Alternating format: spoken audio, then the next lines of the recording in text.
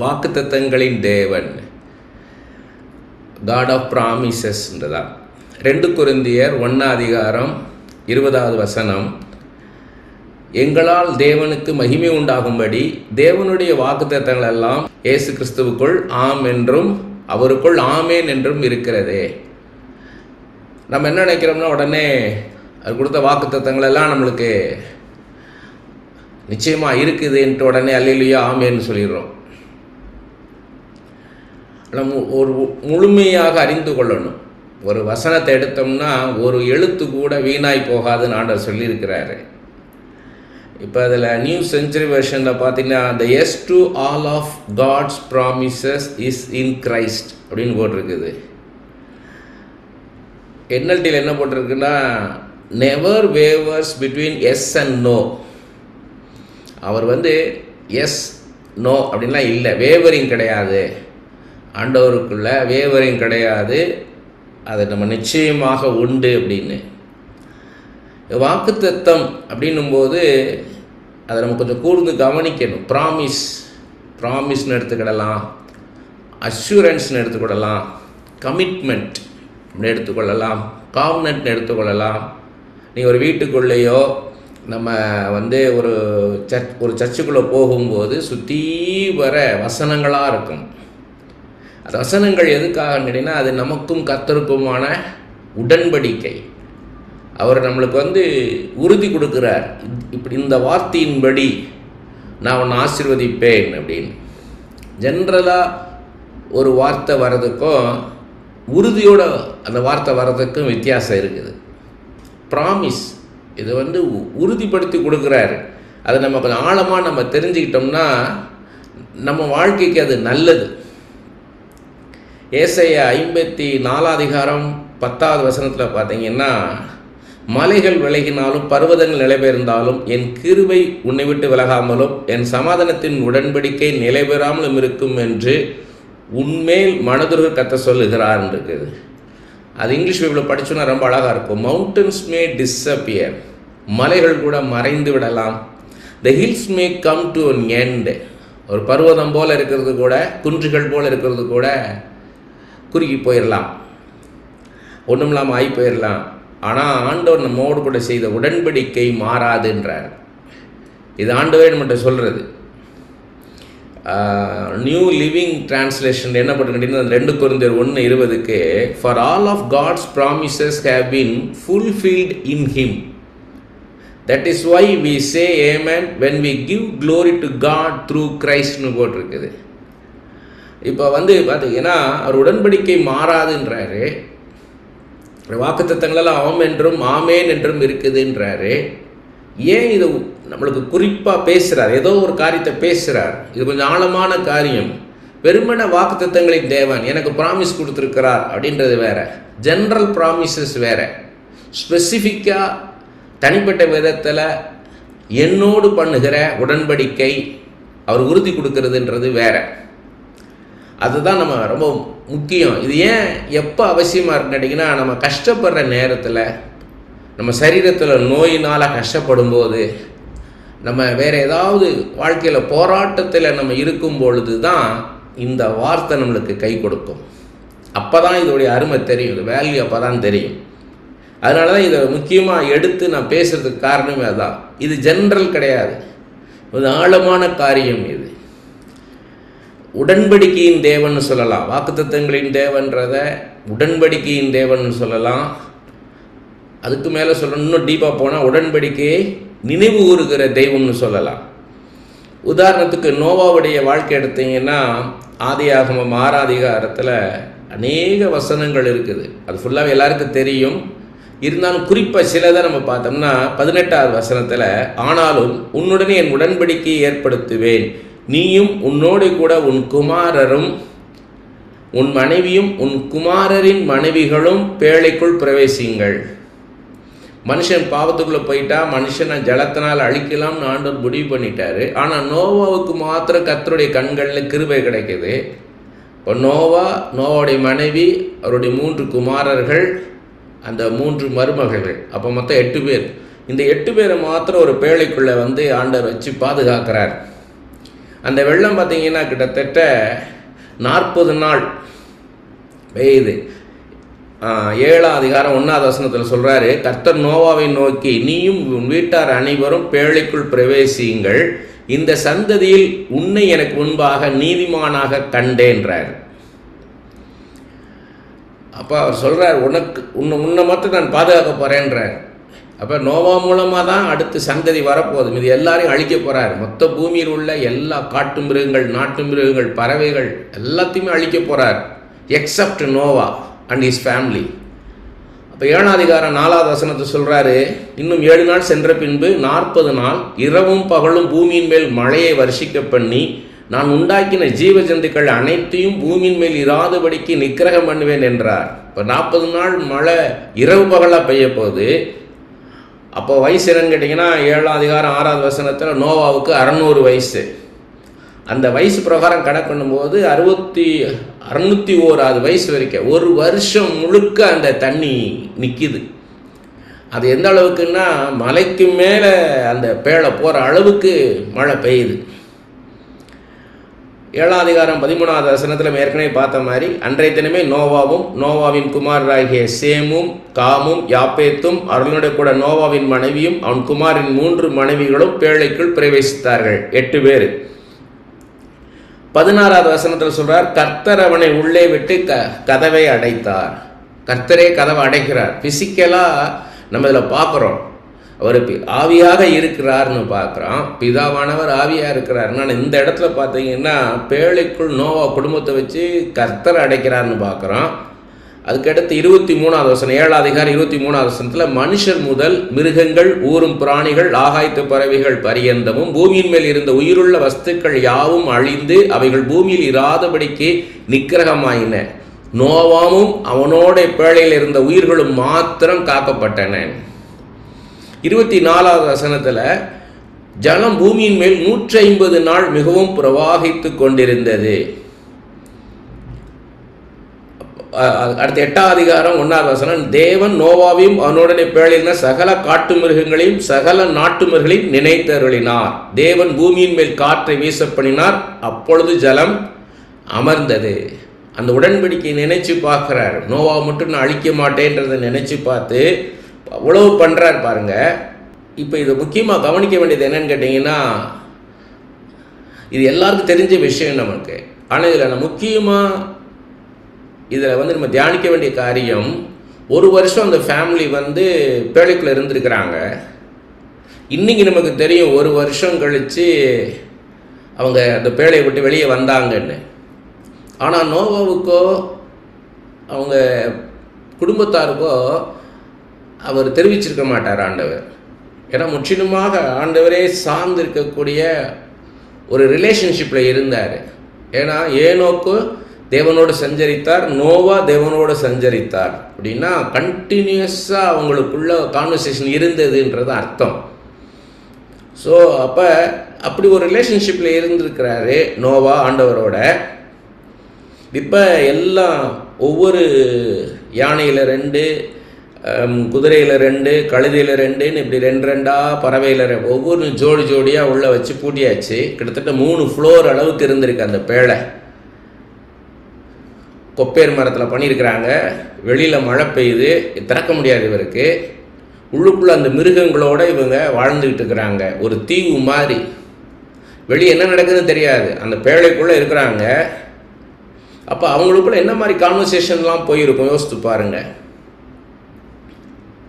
இப்போ அவங்களுக்குள்ள ஒரு ஒருமனம் வேணும். நோவாவோட ஆண்டவர் பேசினதை நோவா மனைவி கேட்டிருக்கணும், பையங்க கேட்டிருக்கணும், மருமகள்கள்லாம் அவர் சொல்படி கேட்டிருக்கணும், அதை நம்பி இருக்கணும். ஆண்டவர் வாக்குத்தத்தம் கொடுத்துருக்கிறார். அதான் வாக்குத்தத்தம், உன்னை அழிக்க மாட்டேன், மொத்த ஜனத்தையும் அழிப்பேன், ஆனால் ஒன்றை நான் அழிக்க மாட்டேன், உன் குடும்பத்தை காப்பாற்றுவேன்னு சொல்லியிருக்கிறாரு. அப்போ அங்கே ஒரு ஒருமனம் இருந்திருக்கணும் அவங்களுக்குள்ள. இதில் நம்ம என்ன புரிஞ்சுக்கணும்னு கேட்டிங்கன்னா, ஆண்டவர் ஒரு வாக்குத்தத்தம் கொடுக்கும்போது, குடும்பத்தில் ஒருத்தட்ட கொடுக்கும்போது அந்த குடும்பம் முழுவதும் அதை ஏற்றுக்கொள்ளணும். அதுக்கு ஆண்டவருடைய கிருபை வேணும். ஆண்டவர் நோவாவிட்ட சொல்லிட்டாரு, நோவாவுடைய மனைவியும் பிள்ளைகளும் மருமகள்களும் அதை ஏற்றுக்கொண்டு ஒத்து இருந்திருக்கிறாங்க. அதை நம்ம கவனிக்கணும்.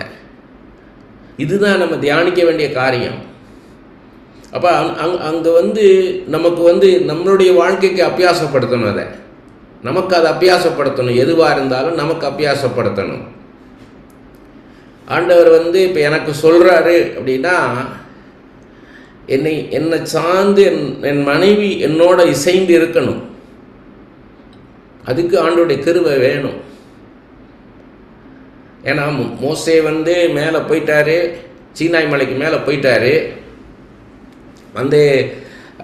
இங்கே கீழே என்ன பண்ணிட்டானுங்க, அவர் போய் கிட்டத்தட்ட 46 நாள் ஆயிடுச்சு. ஆனால் அந்த 46 நாள் முன்னாடி மொத்தம் 46 நாள், ஏன்னா 6 நாள் காத்திருக்கிறாரு. அப்புறம்தான் ஆண்டவர் வர்றாரு. அதுக்கப்புறம் 40 நாள் ஆண்டவரோட அவர் முகமுகமாக பேசிகிட்டு இருக்கிறாரு. ஆனால் ஆண்டவர் என்ன சொல்கிறாருன்னா, மோசேட்ட அந்த ஜனங்கள்லாம் பாரு எப்படி போயிட்டாங்க பாருன்றாரு. ஜனங்கள்லாம் கீழே என்ன பண்ணிட்டு இருக்காங்க தெரியுமான்றாரு. ஏன்னா மோசைக்கு தெரியாது, அவர் அவ்வளோ உயரத்தில் இருக்கிறாரு. மோசைக்கு அங்கேருந்து பார்க்க முடியாது கீழே என்ன நடக்குதுன்னு. ஆனால் ஆண்டவர் சொல்கிறாரு, அவங்க எல்லாம் வழி விலகி போயிட்டாங்க பாருன்றாரு. ஏன்னா கீழே என்ன பண்ணிட்டாங்கன்னா அந்த மோசைக்கு என்ன நடந்தது தெரியாது. மோசை சொல்லி தான் போகிறாரு, கர்த்தரை நீ அழைக்கிறாரு, நான் போகிறேன்னு போயிருக்கிறாரு. யோசுவா கூட துணைக்கு போயிருக்காரு. இங்கே கீழே என்ன ஆயிடுச்சுன்னா மோசைக்கு என்னென்னு தெரியாதுன்ட்டாங்க. ஸோ ஆரோனை போட்டு அவங்க ப்ரெஷரைஸ் பண்ணோடனே ஆரோன் என்ன பண்ணிட்டார், இருக்கிற நகைகளெல்லாம் வாங்கி அதை தீயில போடுறாரு. அது ஒரு கண்ணுக்குட்டி மாதிரி வருது. அந்த உருவத்தை வச்சு இதுதான் தெய்வம் வணங்க ஆரம்பிச்சிட்டாங்க. ஸோ அது மாதிரி இவங்க என்ன பண்ணியிருக்கலாம், ஒரு வாரம் 2 வாரம் இல்லை 1 மாதம் 2 மாதம் பொறுத்து இருந்திருக்கலாம் நோவாவுடைய ஃபேமிலி. அதுக்கப்புறம் என்ன ஆகுதோ தெரியல, இப்படி மாட்டிக்கிட்டோமே. அதுக்கு தான் முக்கியம் வாக்குத்தத்தம் அப்படின்றது. எவ்வளோ முக்கியம்னா, சாதாரணமாக சொல்கிறது வேற. நான் உங்களை நாளைக்கு சந்திக்கிறேன். இப்போ 2 பேர் ஃப்ரெண்ட்ஸ் ஒருத்தர் மீட் பண்ணுறாங்க, ஃபோனில் பேசுகிறாங்கன்னு வச்சுக்குவோம். நாளைக்கு நான் உங்களை கண்டிப்பாக நான் பார்க்குறேன், ஃபிசிக்கலாக நான் வாரேன், நான் உங்கள் வீட்டுக்கு வரேன், உங்களை பார்க்குறேன் அப்படின்னு. அது சாதாரணமாக சொல்கிறது வேறு, கண்டிப்பாக நான் வருவேன்றது வேறு. வெளிநாட்டிலேருந்து ஒரு ஊழியக்காரர் வந்திருந்தார் இங்கே. ஒரு 4 நாள் மீட்டிங், இங்கே மிகப்பெரிய மீட்டிங் அது. அப்போ இங்கே உள்ள ஒரு உள்ளூரில் உள்ள ஊழியக்காரர் சும்மா வந்திருந்தார். அப்போ அந்த வெளிநாட்டிலேருந்து வந்திருந்த ஊழியக்காரர் கேட்குறாரு மேடையில், நாளைக்கு நீங்கள் வருவீங்களான்னு கேட்குறாரு. அவர் என்ன சொல்கிறார், இங்கே உள்ள ஒரு I may come I may not come அப்படின்ட்டார். அப்படின்னா என்ன அர்த்தம், நான் வந்தாலும் வரலாம் வராமலும் போகலாம் அப்படின்ற மாதிரி சொல்லிட்டு போயிட்டார். அவங்க வெளிநாட்டில் எப்படின்னா schedule each and every minute is important for them. அவங்க ஏ ஷெட்யூல், பி ஷெட்யூல், சி ஷெட்யூல்னு வச்சுருப்பாங்க. சாயங்காலம் 6 மணிக்கு மீட்டிங் ஆரம்பித்தா ஏ ஷெட்யூலில் போகும். 10 நிமிஷம் தள்ளி போயிடுச்சுன்னா 6:10க்கு தான் ஆரம்பிக்கிறாங்கன்னா பி ஷெட்யூலில் போயிடுவாங்க. 6:15க்கு ஆரம்பிக்குதுன்னா சி ஷெட்யூல் பிரகாரம் தான் போகும். அது சில விஷயங்கள் எல்லாத்தையும் கட் ஷார்ட் பண்ணிடுவாங்க. 5 அந்த அங்கே எப்படின்னு கேட்டிங்கன்னா, அந்த லைட்டு, அந்த மைக்கு, அந்த கேமரா எல்லாமே கனெக்டட். உங்களுக்கு எல்லாமே இப்போ டிமினிஷிங் மானிட்டர் ஓடும். மானிட்டர் இருக்கும் இங்கே, டிவி மானிட்டரு ஒரு ஸ்டேஜில் 2-3 இருக்கும், வரிசையாக இருக்கும். அதில் டிமினிஷிங் மானிட்டர் ஓடும். இப்போ எனக்கு 5 நிமிஷம் டைம் கொடுத்தாங்கன்னா 5 மினிட்ஸில் ஆரம்பிக்கும். அது டிஜிட்டலில் வரும். அது என்ன ஆகும்னா 5 மினிட்ஸ்லேருந்து குறைஞ்சிக்கிட்டே வரும். 59, 58, 57, 357 அப்படி வரும். 0 வரும்போது என்னுடைய மைக்கு, என்னுடைய லைட்டு எல்லாமே கட் ஆகிடும், ஆட்டோமேட்டிக்காக கட் ஆகிடும். அப்படி ஒரு சிஸ்டம் அது. ஆனால் அவர் என்ன பண்ணிட்டாருன்னு கேட்டிங்கன்னா, நெக்ஸ்ட் டே என்னை இன்க்ளூட் பண்ணுங்கன்றார். மாட்டேன்ட்டாங்க இவங்க. இங்கே இருக்க மிகப்பெரிய ஊழியக்காரர், பிரபலமான ஊழியக்காரர், பேர் சொன்னால் அவரான்னு நினைப்பீங்க. ஆனால் அந்த அளவுக்கு அவங்க பக்காவாக இருக்காங்க. அவங்க வேர்டு கொடுத்தா எஸ்னா எஸ்ன்னு கொடுக்கணும். இந்த மேபி, மே நாட் பி அப்படின்றதெல்லாம் அவங்க ஏற்றுக்க மாட்டாங்க. எஸ் ஐ வில் கம்னா கம்.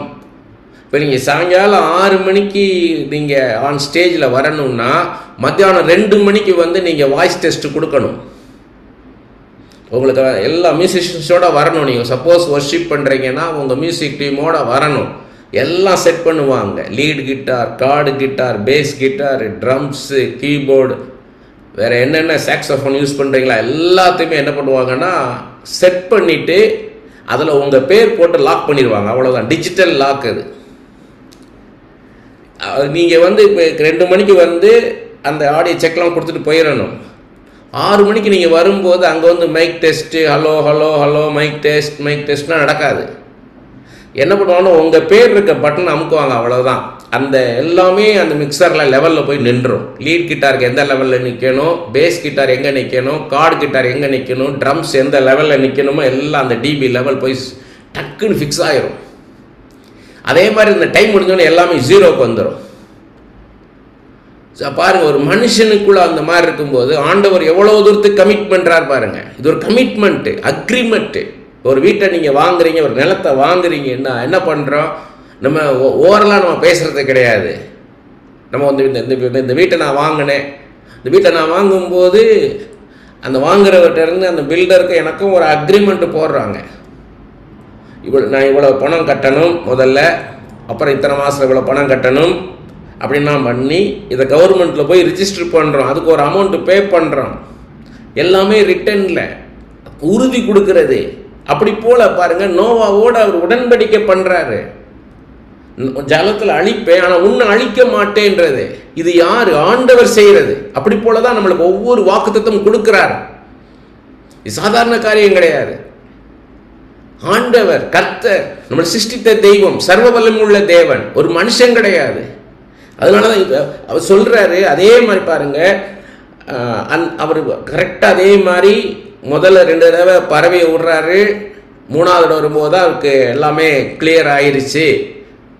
வந்து இது அரராத்து மலை மேலே வந்துருச்சு பேழை. இப்போ வந்து எல்லாமே இந்த பேர்டு போன பேர்டு ஏன்னா இல்லை திரும்பி வரலை. முதல்ல 2 தடவை அனுப்புனதெல்லாம் திரும்பி வந்துருச்சு. 3வது தடவை வரலன்னு போது அப்போ தான் அந்த கதவை திறக்கிறார். திறக்கும்போது மலைக்கு மேலே 15 முழம் மேலே நிற்கிது.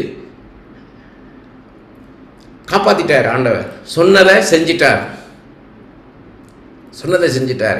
அப்போ பாருங்கள், 8 அதிகாரம் 20வது வசனம். அப்பொழுது நோவா கர்த்தருக்கு ஒரு பலிபீடம் கட்டி சுத்தமான சகல மிருகங்களிலும் சுத்தமான சகல பறவைகளிலும் சிலவற்றை தெரிந்து கொண்டு அவைகளை பலிபீடத்தின் மேல் தகன பலிகளாக பலியிட்டான். நன்றி பலி செலுத்துறாரு. 21வது வசனம். சுகந்த வாசனையை கர்த்தர் முகந்தார். அப்பொழுது கர்த்தர், இனி நான் மனுஷன் நிமித்தம் பூமியை சபிப்பதில்லை. எவ்வளோ இரக்கமுள்ளவர் பாருங்க. இவ்வளோ மனுஷனை அழிச்சிட்டேனேன்னு பரிதபிக்கிறாரு. இனி நான் மனுஷன் நிமித்த பூமியை சபிப்பதில்லை, கர்ஸ் பண்ண மாட்டேன்றாரு. இதெல்லாம் நமக்கு சொல்கிற வார்த்தை, நம்ம பேசுகிற வார்த்தை. யாரையும் சபிக்கிற மாதிரி ஒரு வார்த்தை வரக்கூடாது, ஆசீர்வதிக்கிற மாதிரி வார்த்தை வரணும். மனுஷனுடைய இருதயத்தின் நினைவுகள் அவன் சிறு வயது தொடங்கி பொல்லாதா இருக்கிறது. நான் இப்பொழுது செய்தது போல இனி சகல ஜீவன்களையும் சங்கரிப்பதில்லை. ஐ வில் நாட் டெஸ்ட்ராய் என்றாரு. Because of that evil thing I will not destroy தம்ன்றாரு.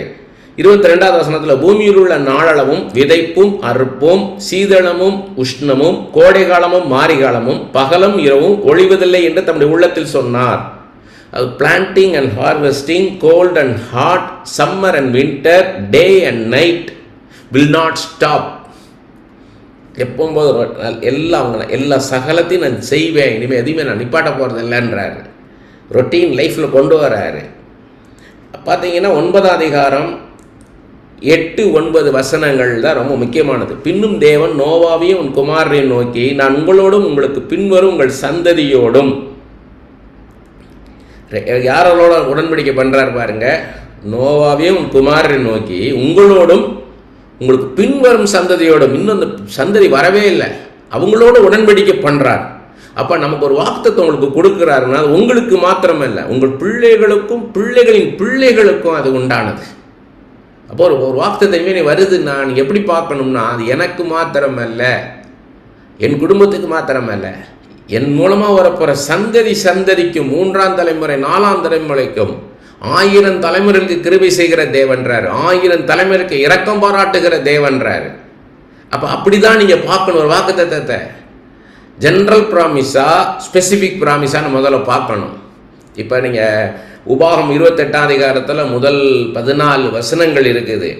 உன்னை வீட்லேயும் ஆசீர்வதிப்பேன், வெளியில் உன்னை ஆசீர்வதிப்பேன், உன் பேசுகிற தொட்டியெல்லாம் ஆசீர்வதிப்பேன், உன்னை கீழாக்காமல் மேலாக்குவேன், வாழாக்காமல் தலையாக்குவேன்.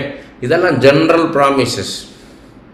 அதை குறித்து நம்ம பேசலை. நான் ஸ்பெசிஃபிக்காக ஒரு இண்டிவிஜுவலோடு, ஒரு தனிப்பட்ட மனுஷனோடு கூட கர்த்தர் உடன்படிக்கை செய்கிறது குறித்து தான் இப்போ நான் பேசுகிறேன். இந்த ஸ்பெசிஃபிக்காக கொடுக்குற ப்ராமிஸ் அதுக்கு சொல்கிறார் பாருங்க. அந்த உடன்படிக்கைக்கு அந்த 9ஆம் அதிகாரம் 10 முதல் 17 வசனங்கள் எல்லாருக்கும் தெரிஞ்சது தான். அதாவது ஒரு உடன்படிக்கை ஏற்படுத்துகிறேன், இனி அழிப்பதில்லை, இனி என் ஜனங்கள் அழிப்பதில்லை என்ற உடன்படிக்கை ஏற்படுத்துகிறேன். அதுக்கு அந்த நித்திய தலைமுறைக்கென்று நான் செய்கிற உடன்படிக்கையின் அடையாளமாக 12வது வசனத்தில் சொல்கிறார். நித்திய தலைமுறை என்று நான் செய்கிற உடன்படிக்கையின் அடையாளமாக 13வது வசனத்தில் நான் என் வில்லை மேகத்தில் வைத்தேன், அது எனக்கும் பூமிக்கும் உண்டான உடன்படிக்கைக்கு அடையாளமாக இருக்கும். பூமினா பூமியில் உள்ள சகலவற்றுக்கும், அதாவது பரலோகத்துக்கும் பூலோகத்துக்கும் உள்ள உடன்படிக்கை இது. பரலோகத்தின் தேவன் பூலோகத்தில் உள்ள அத்தனை பேருக்கு செய்கிறார் இந்த உடன்படிக்கை. என்ன சொல்கிறாருன்னா, வானத்தில் வில் வரும், மேகம், வில்லை மேகத்தில் வைத்தேன்றார். அப்போ 14வது வசனத்தில் நான் பூமிக்கு மேலே மேகத்தை வருவிக்கும் போது அந்த வில் மேகத்தில் தோன்றும். அப்போ ஒரு மேகத்தில் தான் நம்மளுக்கு மழை வருது. அந்த மேகம் வரும்போது வானவில் வரும். அப்போ அந்த வானவில் வரும்போது கர்த்தருக்கு தெரியும், அதிகமாக மழை பெஞ்சிடக்கூடாது, அதிகமாக மழை பெய்து அந்த ஜலத்தினால என் ஜனங்கள் அழிந்து போகக்கூடாதுன்னு. அப்போ 15வது வசனம் சொல்ல பாருங்க. அப்பொழுது எல்லா மாம்ச ஜீவன்களையும் அழிக்க இனி ஜலமானது பிரளயமாய் பெருகாதபடிக்கு எனக்கு உங்களுக்கு மாம்சமான சகல ஜீவஜந்துகளும் உண்டான என் உடன்படிக்கையை நினைவு கூறுவேன். இந்த வானத்தில் வில்லை பார்த்து, வானவில்லை பார்த்து நம்மோடு செய்த உடன்படிக்கை நினைவு கூறுவாராம். அந்த உடன்படிக்கை எனக்கும் உங்களுக்கும் தான். நாமும் அதுக்கு சுதந்திரவாளிகள் நம்மளும். அந்த வில் மேகத்தில் தோன்றும் போது தேவனுக்கும் பூமியில் உள்ள சகலவித மாம்ச ஜீவன்களுக்கு உண்டான நித்திய உடன்படிக்கையை நான் நினைவு கூறும்படிக்கு அதை நோக்கி பார்ப்பேன். இது எனக்கும் பூமியின் மேலுள்ள மாம்சமான யாவுக்கும் நான் ஏற்படுத்தின உடன்படிக்கையின் அடையாளம் என்று நோவாவோட சொன்னார். சைன் ஆஃப் அக்ரிமெண்ட் என்றார். Rainbow sign of agreement. நம்ம நோவாவோடு செய்த உடன்படிக்கை நமக்கும் அந்த உரிமை உண்டு.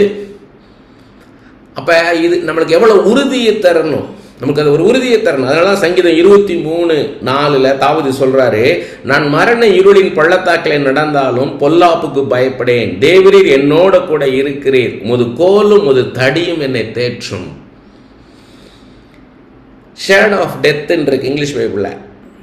ஆனால் யூ ஆர் வித் மீ, ஆண்டவரை நீர் என்னோட இருக்கிறீர். நான் எவ்வளவு கஷ்டத்தில் போனாலும், எவ்வளவு எனக்குள்ள நோயினால் நான் கஷ்டப்பட்டாலும், எவ்வளோ இறுக்கமான சூழ்நிலை நான் போனாலும் நீர் என்னோட இருக்கிறீர்.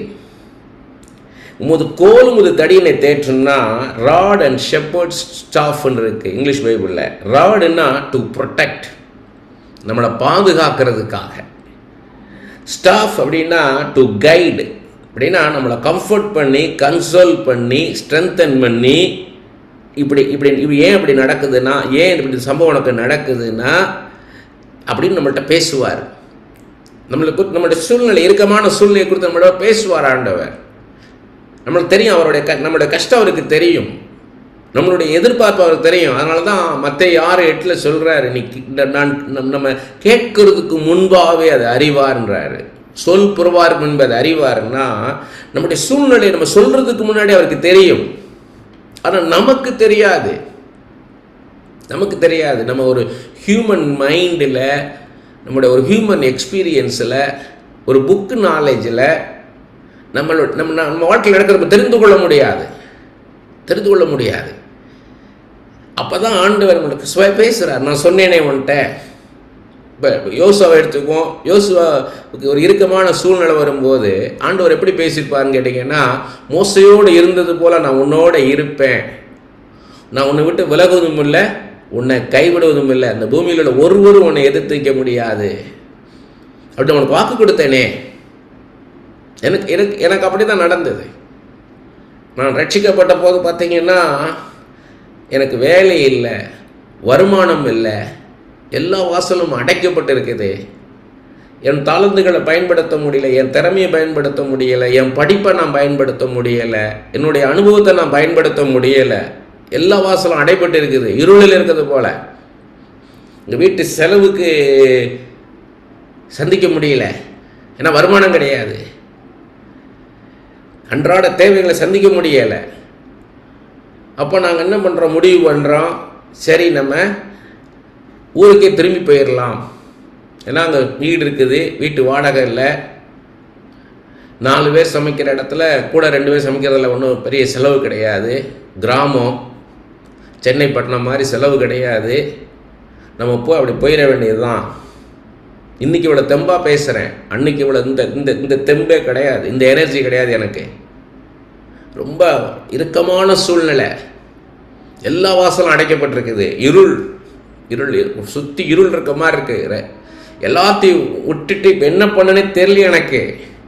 மீண்டுமா உலக பிரகாரமாக போக முடியாது, அதுக்கு மைண்டு வரல.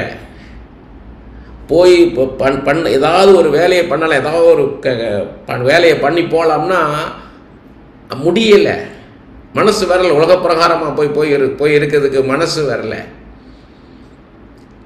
சரி, அப்போ ஊருக்கு போயிடலாம் அப்படின்னு முடிவு பண்ணும்போது ஒரு ஊழியக்காரருக்கு ஃபோன் பண்ணுறேன் நான்.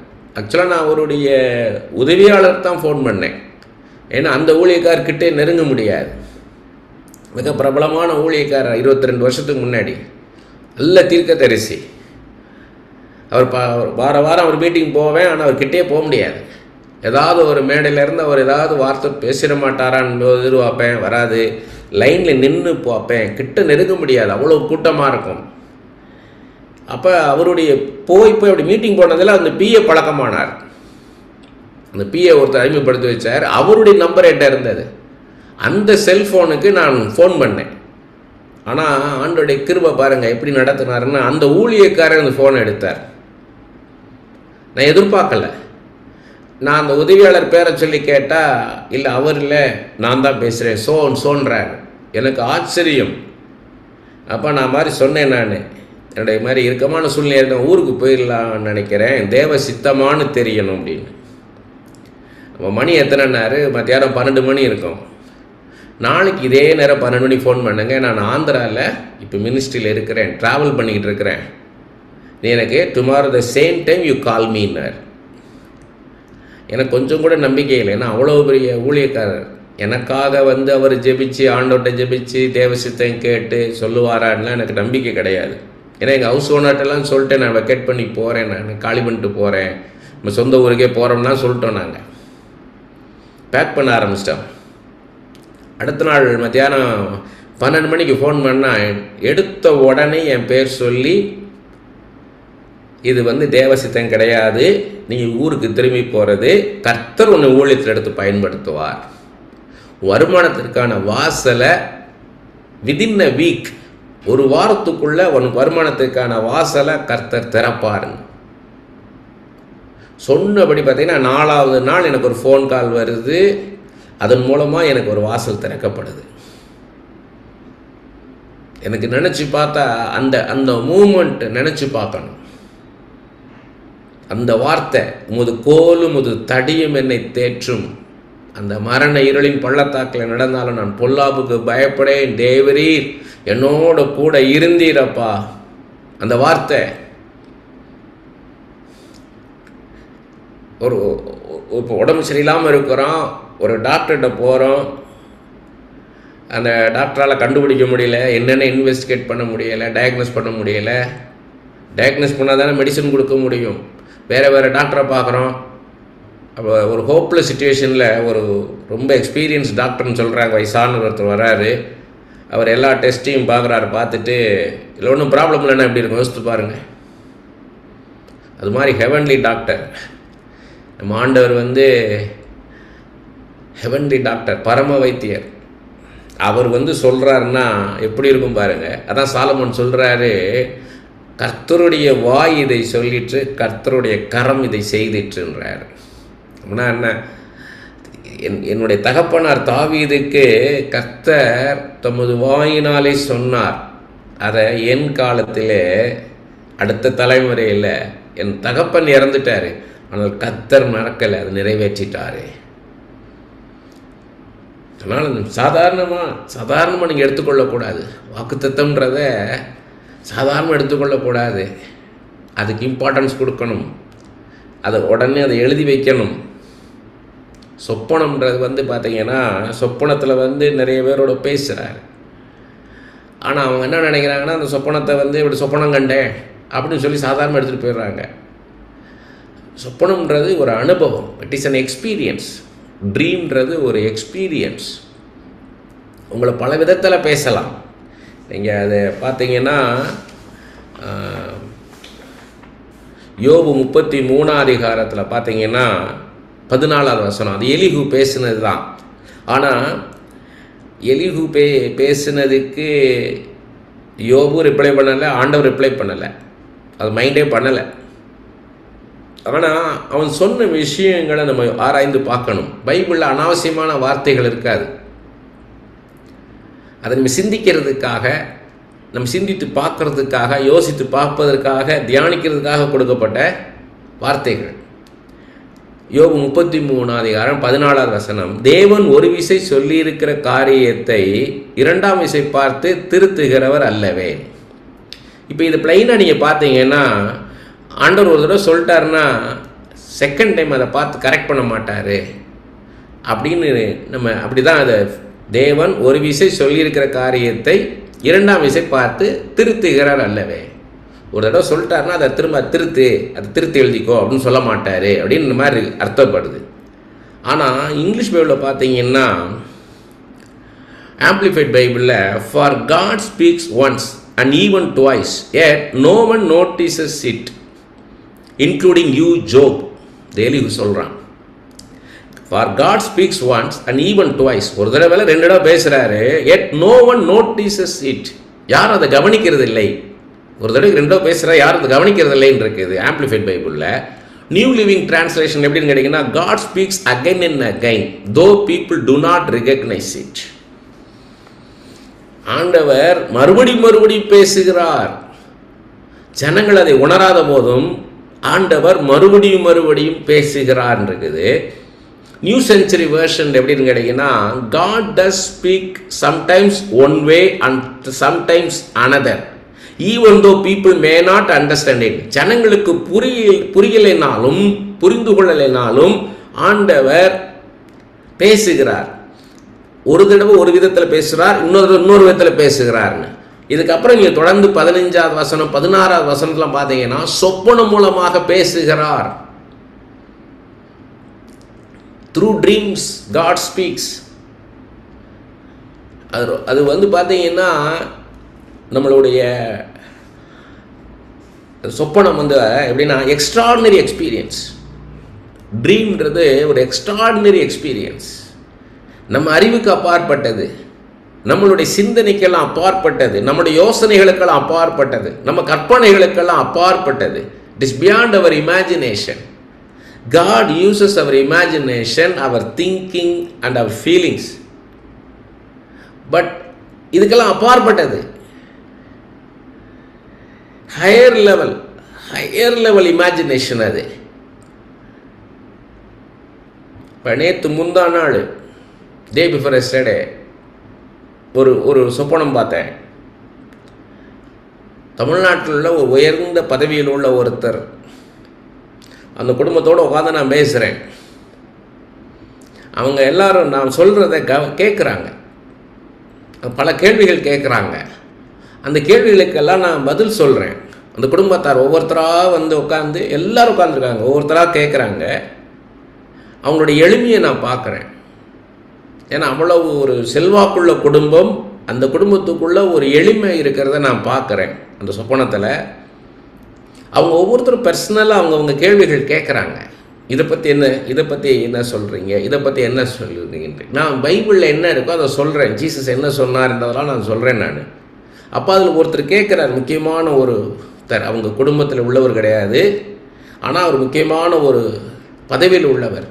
அவர் கேட்குறார், இவர் யார்? அப்போ இவங்க சொல்கிறாங்க, அவர் தீர்க்கதரிசி. அப்போ தீர்க்கதரிசினா என்னன்றதை எக்ஸ்பிளைன் பண்ணுறாங்க இவங்க.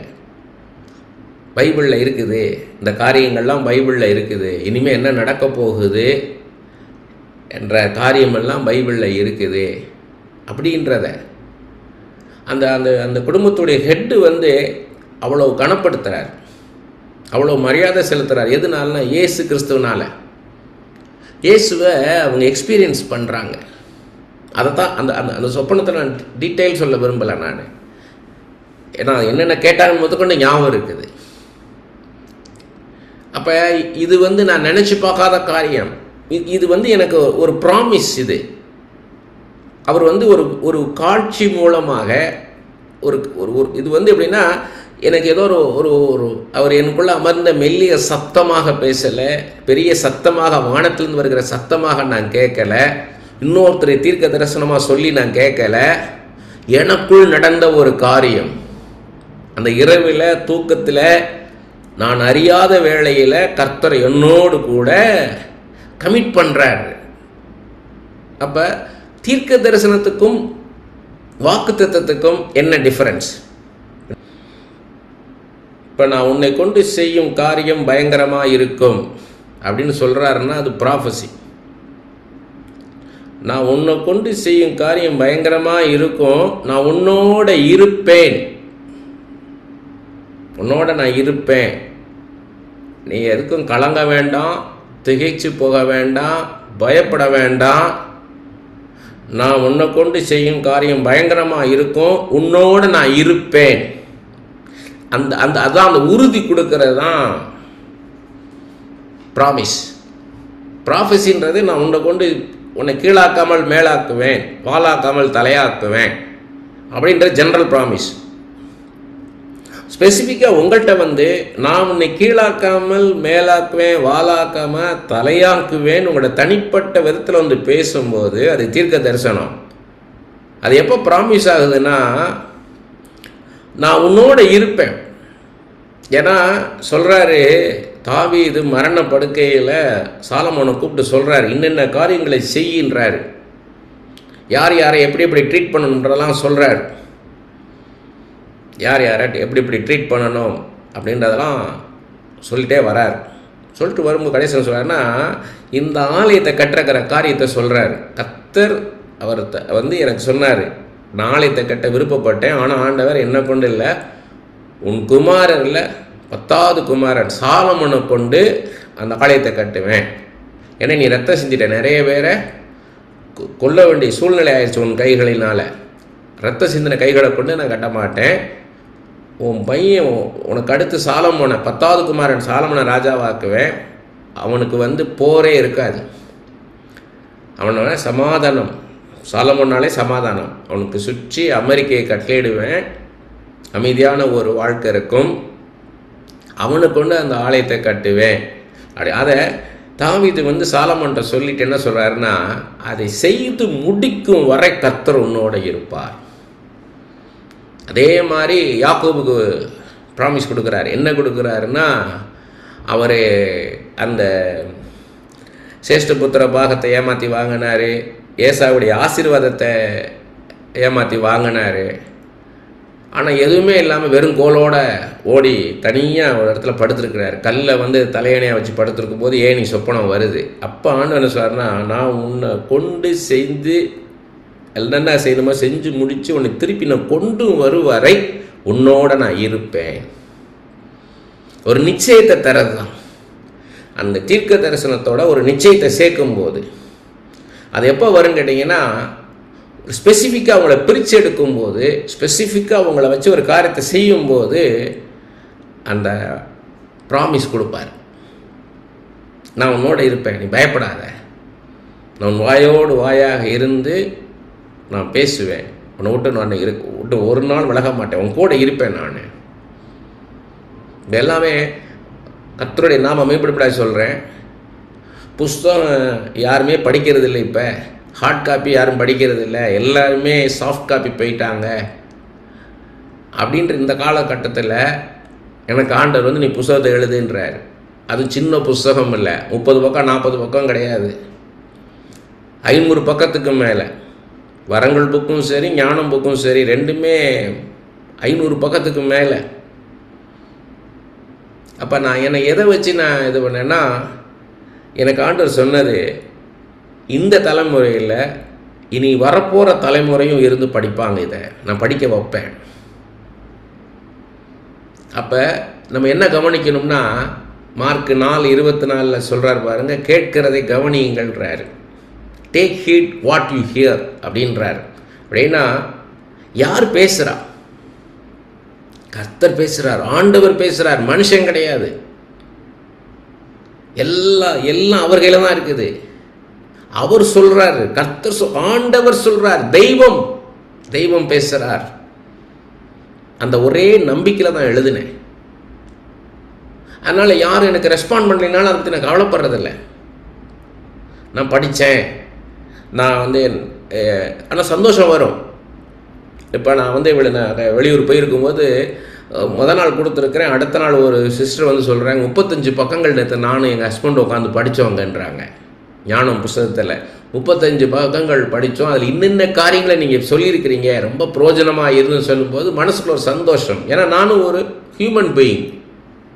ஒரு பூக்கு ஒரு வாசம் இருக்குது.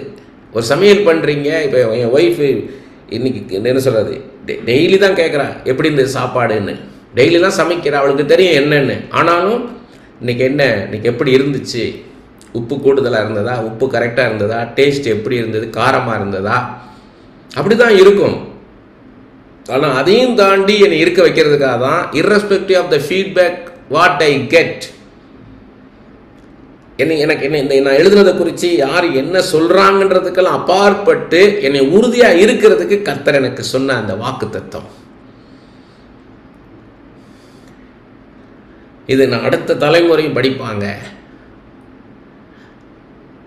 அந்த ஒரே ஒரு உறுதி அவர் அது சொல்கிறார் பாருங்க, ப்ராமிஸ் கொடுக்குறார். அது உறுதிப்படுத்துறது. நான் படிக்க வைப்பேன், அதுதான் அது அர்த்தம். உள்ள நான் படிக்க வைப்பேன், நீ பயப்படாத. உன் கண்ணு முன்னால் இருக்கிறவங்க படிக்கலைன்னு நினைக்காத, உன் கண்ணுக்கு தெரியாதவங்க படிப்பாங்க.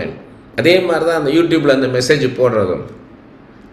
எல்லோரும் என்னை 2 நிமிஷம் 3 நிமிஷம் போடுங்க, 1 நிமிஷம் வீடியோ போடுங்க. நாங்கள் எல்லாம் 1 மினிட் வீடியோ போட ஆரம்பிச்சிட்டாங்க, நீங்கள் 1 மினிட் போடுங்கன்னு. ஆனால் ஆண்டவர் இல்லை, நான் ஒன்று நடத்துகிற விதம் வித்தியாசமாக இருக்கும். அந்த நம்பிக்கை, அவர் மேலே உள்ள நம்பிக்கை, அந்த வாக்குத்தத்தம் கொடுத்தாரு பாருங்க. அதுதான் அந்த பாட்டு, வாக்களித்த அனைத்தையும் என் வாழ்வில் நிறைவேற்றுவே. அந்த அருமையான அந்த வார்த்தை, அவர் நிறைவேற்றுவார். வாக்குத்தத்தம் கொடுத்தவர் அவரே அதை நிறைவேற்றுவார்ன்றதான். உங்களை ஆசீர்வதிப்பேன் அப்படின்றது தீர்க்கதரிசனம். உன்னை ஆசீர்வதிப்பேன் அப்படின்றது தான் ஸ்பெசிஃபிக்காக. உன்னை ஆசீர்வதிப்பேன், நீ ஆசீர்வாதமாக இருப்பாய், உன் எதிரிகள் உன்னை மேற்கொள்வதில்லை, உன்மேல் என் சபையை கட்டுவேன் அப்படின்றதெல்லாம் ப்ராமிஸ். ஸ்பெசிஃபிக்காக பேதுரு பார்த்து சொல்கிறார், உன்மேல் என் சபையை கட்டுவேன்றாரு. அதே மாதிரி ஏசாவுடைய காரியம் எல்லாருக்கும் தெரியும். ஏசா வேட்டையாடி கொண்டு வரதுக்குள்ளே யாக்கோபு என்ன பண்ணிட்டாரு, அவங்க தாயார் செஞ்சு கொடுத்ததை கொண்டு போய் சுவையாக கொண்டு போய் கொடுத்து ஏசாவுடைய அந்த ஆட்டு ரோமத்தெல்லாம் மேலே போட்டு ஏமாற்றி அந்த ஆசீர்வாதத்தை வாங்கிட்டு போயிட்டார். அந்த குறிப்பிட்ட சம்பவத்தில் என்ன நடந்ததுன்றது உங்களுக்கு தெரியணும். ஆதியாகமம் 27ஆம் அதிகாரம் 28 38 வசனங்கள். தேவன் உனக்கு வானத்து பனியையும் பூமியின் கொழுமையும் கொடுத்து மிகுந்த தானியத்தையும் திராட்சரசத்தையும் தந்தருள்வாராக. ஜனங்கள் உன்னை சேவிக்கவும் ஜாதிகள் உன்னை வணங்கவும் கடவர்கள். உன் சகோதரருக்கு எஜமானாய் இருப்பாய், உன் தாயின் பிள்ளைகள் உன்னை வணங்குவார்கள். உன்னை சபிக்கிறவர்கள் சபிக்கப்பட்டவர்களும் உன்னை ஆசீர்வதிக்கிறவர்கள் ஆசீர்வதிக்கப்பட்டவர்களாக இருப்பார்கள் என்று சொல்லி அவனை ஆசீர்வதித்தான்.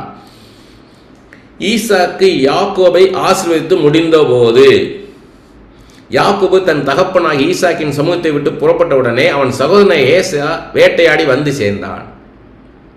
இப்ப இவர் சொன்னது யாருக்கு சொன்னார்? இது சொன்னது யாருக்கு சொன்னார்? நீங்க பேசுங்க. இந்த ஆசீர்வாதம் யாருக்கு சொன்னாரு? யாக்கோபுக்கு சொன்னார். ஆனால் அது யாக்கோபுக்கான ஆசீர்வாதமா? கிடையாது, ஏசாவுக்கு சொன்னது. ஏசாவுக்கு சொன்னது அது. ஏசாவுக்கு உள்ள ஆசீர்வாதம் என்னன்னு கேட்டீங்கன்னா, தேவன் உனக்கு வானத்து பனியும் பூமியின் கொழுமையும் கொடுத்தோம்னா வானத்து ஆசீர்வாதங்கள், பரலோகத்திலிருந்து கிடைக்கக்கூடிய ஆசீர்வாதங்கள், பூமியின் கொழுமை, heavenly blessings, material blessings, worldly blessings, கொடுத்து மிகுந்த தானியத்தையும் திராட்சரசத்தையும் தந்தருள்வாராக. ஜனங்கள் உன்னை சேவிக்கவும் ஜாதிகள் உன்னை வணங்கவும் கடவர்கள்.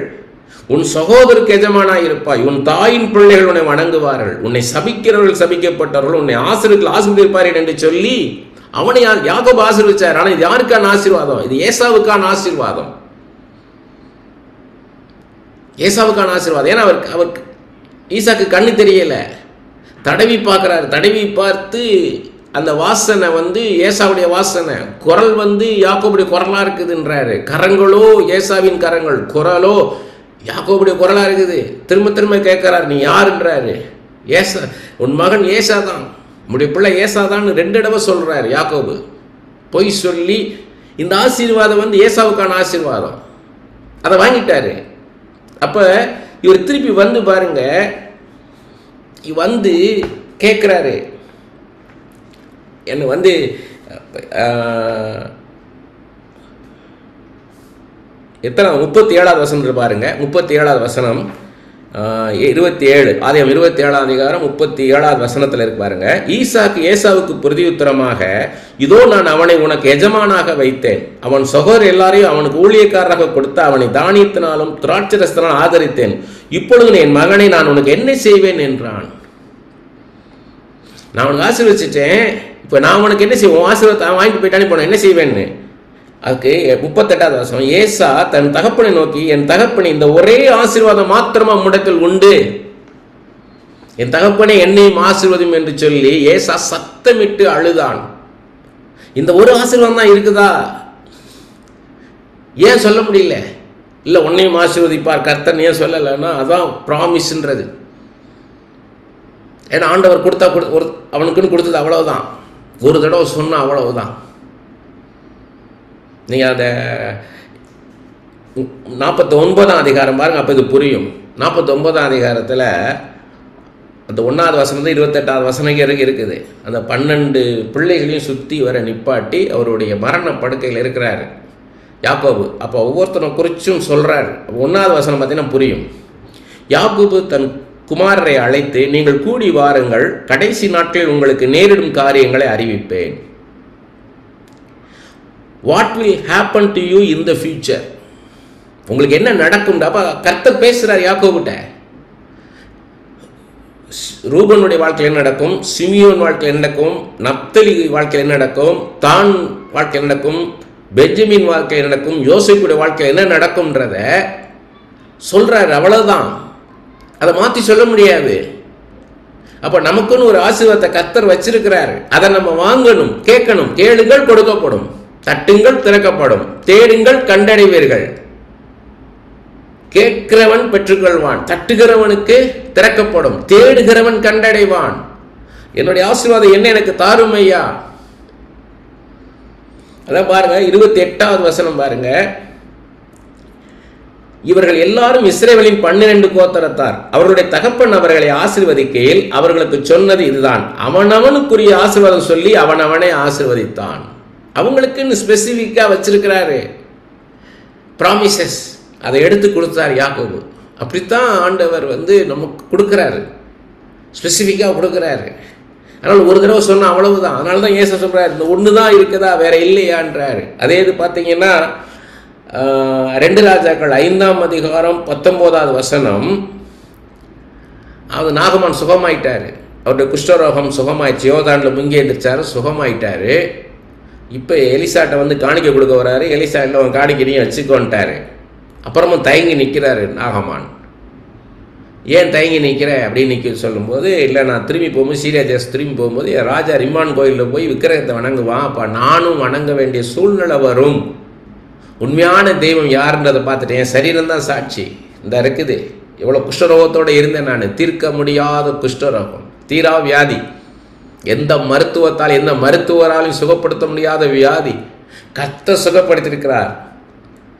கர்த்தர் தான் உண்மையான தெய்வம்ன்றதுக்கு நான் தான் சாட்சி, என் சரீரம் தான் சாட்சி. ஆனால் அங்கே போய் நான் வணங்கலைன்னா என்ன, செகண்ட் இன் கமாண்ட், இவன் தான் சேனாபதி, ராஜா கடுத்து இவர் தான் நாகமான், நான் வணங்கலைன்னா விகற்பமாக இருக்கும் அப்படின்னு சொல்லி நிற்கிறாரு. அப்போ எலிசா சொல்றாரு, சமாதானத்தோட போ. அதான் வாக்குத்தத்தம். சமாதானத்தோட என்ன கர்த்தர் சொல்கிறார் எலிசாட்ட, அவனை சமாதானத்தோட சொல்லி அந்த அந்த அதிகாரத்தை கொடுக்குறாரு. ஏசாயா 44:26 பார்த்தீங்கன்னா அது சொல்வார் ஆண்டவர், என்னுடைய ஊழியக்காரன், என்னுடைய சேனாபதி, அவங்களுடைய வார்த்தையை, அவங்களுடைய யோசனையை, அவங்க ஆலோசனையை நான் நிலைப்படுத்துவேன்றார். அந்த வாயிலிருந்து புறப்பட்டு வர்ற வார்த்தை, அந்த அதிகாரத்தை ஆண்டவர் கொடுக்கிறார். இயேசுவின் நாமத்தில் சுகம் உண்டாவாதாக, ஆனால் சுகம் உண்டாகும். இயேசுவின் நாமத்தில் ஜீவன் உண்டாகனா ஜீவன் உண்டாகும். இயேசுவின் நாமத்தில் அவங்க சூழ்நிலை மாறினா சூழ்நிலை மாறும், தலைகீழாக மாறும். அதுக்கு தான் யோசித்து பேசணும். உங்களுக்கு ஆண்டவர் உங்களை தீர்க்கதரிசியாக பயன்படுத்தணும்னா ஜாக்கிரதையாக இருக்கணும். உங்கள் வாயிலிருந்து ஆசீர்வாதமான வார்த்தை தான் வரணும், சபிக்கிற வார்த்தை வரக்கூடாது, கடினமான வார்த்தைகள் வரக்கூடாது. ஒரு காயம்பட்ட இருதயத்துக்கு ஏற்ற மருந்து மாதிரி இருக்கணும், ஔஷதமாக இருக்கணும். உங்கள் வார்த்தை கடினமாக இருக்கக்கூடாது, ஆனால் தூக்கி நிறுத்தும்படியாக இருக்கணும். அதே பாருங்க 1 சாமுவேல் 1:17 என்ன சொல்கிறாரு? ஏலி அண்ணாளை பார்த்து சொல்கிறாரு, உன் வேண்டுதலை கர்த்தர் நிறைவேற்றுவார், நீ சமாதானத்தோட போ. அது அப்படியே நடந்தது. அவ்வளோ நாள் குழந்தை இல்லாத அண்ணாளுக்கு குழந்தை உண்டானது. அதுதான் வாக்குத்தத்தம்ன்றது. நிறைய காரியங்கள் இருக்குது. எப்படின்னு கேட்டிங்கன்னா, இந்த வாக்குத்தத்தத்தை எதுக்கு கொடுக்குறாருன்னு கேட்டிங்கன்னா, 2 பேதுரு 1:3-4 வசனங்கள் பாருங்கள். 2 பேதுரு 1:3-4 வசனங்கள். தம்முடைய மகிமையினாலும் காரியத்தினாலும் நம்மை அழைத்தவரை அறிகிற அறிவினாலே ஜீவனுக்கும் தேவ பக்திக்கும் வேண்டிய யாவற்றையும் அவருடைய திவ்ய வல்லமையானது நமக்கு தந்திரழுதுமன்றி, திவ்ய வல்லமை, ஆண்டவருடைய வல்லமையை குறித்து இங்கே சொல்கிறார் யாக்கோபு. இச்சையினால் உலகத்தில் உண்டான கேட்டுக்கு தப்பி திவ்ய சுவாபத்துக்கு பங்குள்ளலாகும் பொருட்டு மகா மேன்மையும் அருமையுமான வாக்குத்தத்தங்களும் அவைகளினாலே நமக்கு அருளப்பட்டிருக்கிறது. இந்த வாக்குத்தத்தம் எதுக்குன்னு கேட்டிங்கன்னா, அந்த பர்பஸ் ஆஃப் த ப்ராமிஸ் எதுக்குன்னு கேட்டிங்கன்னா, அவருடைய சுவாபத்தை நமக்கு கொடுக்கறதுக்காக, அவரை போல மாற்றும்படியாக, இயேசுவை போல நம்மளை மாற்றும்படியாக. அப்போ இயேசு எப்படிப்பட்டவர் அப்படின்னு கேட்டிங்கன்னா, இவர் சொல்கிறதின்படி நம்ம நடந்தோம்னா, அந்த வாக்குத்தத்தத்தை கொடுத்ததின்படி நம்ம நடந்தோம்னா அவரை போல நம்ம மாறலாம். அப்போ தான் மரித்தவர்களை உயிரோடு எழுப்ப முடியும், முடவனை நடக்க செய்ய முடியும், ஊமையை பேச வைக்க முடியும், குருடனை பார்க்க வைக்க முடியும், செவிடனை கேட்க வைக்க முடியும், பிசாசுகள் அலறி கொண்டு ஓடும். நம்மளுடைய ஷேடோ அப்படின்னு இருக்குது. பேதுருவுடைய நிழல்பட்ட மாத்திரத்தை பிசாசுகள் அலறி கொண்டு ஓடிச்சு. வியாதியஸ்தர்கள் சுஸ்தமானார்கள். பவுலின் உருமானங்களின் கச்சைகளையும் கொண்டு போய் போட்டபோது பிசாசுகள் சரீரத்தை விலகி போனது, வியாதிகள் சரீரத்திட்டு விலகி போனதுன்னா அந்த வல்லமை நமக்குள்ள வரும். அவரை போல அன்பு, அவரை போல இரக்கம், அவரை போல பரிசுத்தம், அவரை போல நீதி, அவரை போல பட்சபாதம் இல்லாத அன்பு. அப்படி மாற்றது தான் உங்களுக்கு வாக்குத்தத்தம் கொடுக்கிறார். அவரை போல மாற்றும்படியாக அந்த திவ்ய சுவாபத்துக்கு பங்குள்ளலாகும் பொருட்டுன்னு. அதே மாதிரி பார்த்தீங்கன்னா, அவர் கொடுக்குற ப்ராமிஸ் ஒரு நாள் மாறாது. யோசுவா 21:45 யோசுவா 23:14 சொல்லியிருக்கிறாரு, அவருடைய வார்த்தை ஒரு வார்த்தை கூட தவறி போகாது. ஒரு வார்த்தை கூட தவறி போகாது. எல்லாருக்கும் தெரியும், என்னாகமம் 23:19 பொய் சொல்ல தேவன் ஒரு மனிதன் அல்ல, மனமாற அவர் மனுப்புத்திரனும் அல்ல, அவர் சொல்லியும் செய்யாதிருப்பாரா, அவர் வசனத்தை நிறைவேற்றாதிருப்பாரான்னு. இதை நம்ம ஜென்ரலாக படிப்போம். ஆனால் கஷ்டப்படும் போது தான் நிறுத்தி நிதானமாக கர்த்தர் என்ன சொல்லுகிறார் அப்படின்னு பார்ப்போம். பொய் சொல்ல தேவன் ஒரு மனிதன் அல்ல, மனம் மாற அவர் ஒரு மனுப்புத்திரனும் அல்ல. அப்போ அவர் is not a human being. அவர் பொய் சொல்கிறதுக்கு அவர் ஒரு மனுஷன் கிடையாது. மனம் மாற மாட்டார். Does not change his mind. He will not lie. It does not change his mind. அவர் சொல்லியும் செய்யாதிருப்பாரா, அவர் வசனத்தை நிறைவேற்றாதிருப்பாரா? சொல்லியும் வசனித்தும் வரும்போது நமக்கு ரெப்படேஷனா அப்படின்னு தோணும். சொல்லியும் செய்யாதிருப்பாரான்னு இருக்கலாம், இல்லைன்னா வசனத்தை நிறைவேற்றாதிருப்பாரான்னு இருக்கலாம். ஆனால் ரெண்டும் வருது. அப்போ ரெப்படேஷன் வருதுன்னா அதுக்கு இம்பார்ட்டன்ஸ் கொடுக்குறாருன்னு அர்த்தம். அது லிட்ரேச்சரில் லீட் மோட்டிவ்னுவாங்க. அந்த டெக்னிக் லீட் மோட்டிவ்னிங்கன்னா, ஒரு பாயிண்ட்டை வந்து ஸ்ட்ரெஸ் பண்ணுறதுக்கு 2 தடவை அதை சொல்லுவாங்க. What he says he will do, he does what he promises, he makes come true. இது இன்னும் அழகாக நியூ இன்டர்நேஷ்னல் வெர்ஷனில் எப்படின்னு கேட்டிங்கன்னா, God is not human that he should lie, not a human being that he should change his mind. Does he speak and then not act? Does he promise and not fulfill? இப்போ அழகாக புரியும் உங்களுக்கு. Does he speak and then not act? சொல்லிட்டு செய்யாமல் இருக்கிறாரா? Does he promise and not fulfill? அது நிறைவேற்றாது இருப்பாரோ? அங்கே தான் கர்த்தர் எனக்காக யாவையும் செய்து முடிப்பார். பாதி வழியில் விட்டுவிட மாட்டார். அந்த பாதி வழியில் விட்டுவிட மாட்டார்ன்றது தான் நம்மளுக்கு ப்ராமிஸ். நான் உன்னை ஆசீர்வதிப்பேன், ஆனால் உன்னை கைவிட மாட்டேன், உன்னை விட்டு விலக மாட்டேன், உன் கூட இருப்பேன். சாத்ராக் மேஷாக் ஆபேத்நேகோ பாருங்க, அவங்க தீயின் நடுவில் இருந்து ஆண்டவர் காப்பாற்றி கொண்டாந்தார். அதுபோல் சாத்ராக் மேஷாக் ஆபேத்நேகோவோடு இருந்தது போல் உன்னோடு இருப்பேன்னு என்ன அர்த்தம்? உன் சூழ்நிலை கடினமாக, எவ்வளோ கடினமாக இருந்தாலும், உன் சரீரத்தில் வியாதி இருந்தாலும், ஆத்மாவில் சமாதானம் இல்லாமல் இருந்தாலும், உன் ஆவியில் நீ நொறுங்கி போயிருந்தாலும் உன்னை அதுலேருந்து தூக்கி எடுப்பேன். உன்னை அழிக்கும்படி உன் சூழ்நிலை வந்தாலும் அதுலேருந்து உன்னை தூக்கி எடுப்பேன். நான் தானியேலோடும் தாவீதோடும் யோசேப்போடும் மோசையோடு இருந்தது போல உன்னோட நான் இருப்பேன். அப்படின்னு என்ன, மோசே அந்த வனாந்தரத்தில் 40 வருஷம் என்ன நடக்க போதுன்னே தெரியாமல் இருந்தார். அப்படி போல வாழ்க்கை இருக்கலாம். ஆனால் கர்த்தர் சொல்லி இருக்கிறார், முது கோலும் முது தடியும் தேற்றும். அந்த வார்த்தை வாக்குத்தத்தம் கொடுத்தவர் அதை நிறைவேற்றுவார். எனக்கு வாக்கு கொடுத்திருக்கிறார், என்னை பயன்படுத்துவார். அந்த நிச்சயம் நமக்கு உண்டாகிறதுக்கு தான் அந்த வாக்குத்தத்தை கொடுக்கிறார். அது உறுதியாக பற்றி பிடித்துக் கொள்வதற்காக. சூழ்நிலைகள் கடினமாக இருக்கும்போது அந்த வாக்குத்தத்தங்களுடைய அருமை நமக்கு தெரியும். 1 சாமுவேல் 15:29 சொல்றாரு, இஸ்ரவேலின் ஜெயபலமானவர் பொய் சொல்லுகிறதும் இல்லை, தாம் சொன்னதை பற்றி மனஸ்தாபப்படுகிறதும் இல்லை, மனமாற அவர் மனுஷன் அல்ல என்றான். சாமுவேல் சவுல்கிட்ட பார்த்து பேசினது. அதே மாதிரி யாக்கோபு 1:5 சொல்றாரு, யாவருக்கு சம்பூர்ணமாய் கொடுக்கிறவரும் ஒருவரையும் கடிந்து கொள்ளாதவரும். அவர் எப்படிப்பட்டவர்னா, வாக்குத்தத்தம் கொடுக்கிறவர் சம்பூர்ணமாய் யாவருக்கும், இவங்க அவங்களுக்குன்னு இல்லை, இவங்களுக்கு கொடுப்பார் அவங்களுக்கு கொடுக்க மாட்டார்ல, யாவருக்கும் சம்பூர்ணமாய் கொடுக்கிறவர். அப்படின்னா கிவ்ஸ் லிபரலி, கிவ்ஸ் ஜெனரஸ்லி, விசாலமான இருதயத்தை உடையவர். பிரியமானவனே, உன் ஆத்துமா வாழ்கிறது போல நீ எல்லாவற்றிலும் வாழ்ந்து சுகித்திருப்பாயினார். உன் ஆத்துமா வாழணும்னா விசாலமான இருதயம் வேணும்னார். விசாலமான இருதயம் வேணும். நேரோ மைண்ட் இருக்கக்கூடாது, கன்னிங்னஸ் இருக்கக்கூடாது, ஜெலசி இருக்கக்கூடாது, சுப்ரியாரிட்டி இன்ஃபீரியாரிட்டி காம்ப்ளெக்ஸ் இருக்கக்கூடாது, மேட்டிமை இருக்கக்கூடாது, மனமேட்டிமை இருக்கக்கூடாது. இதெல்லாம் மைண்டு கரப்ட் ஆகிடக்கூடாது.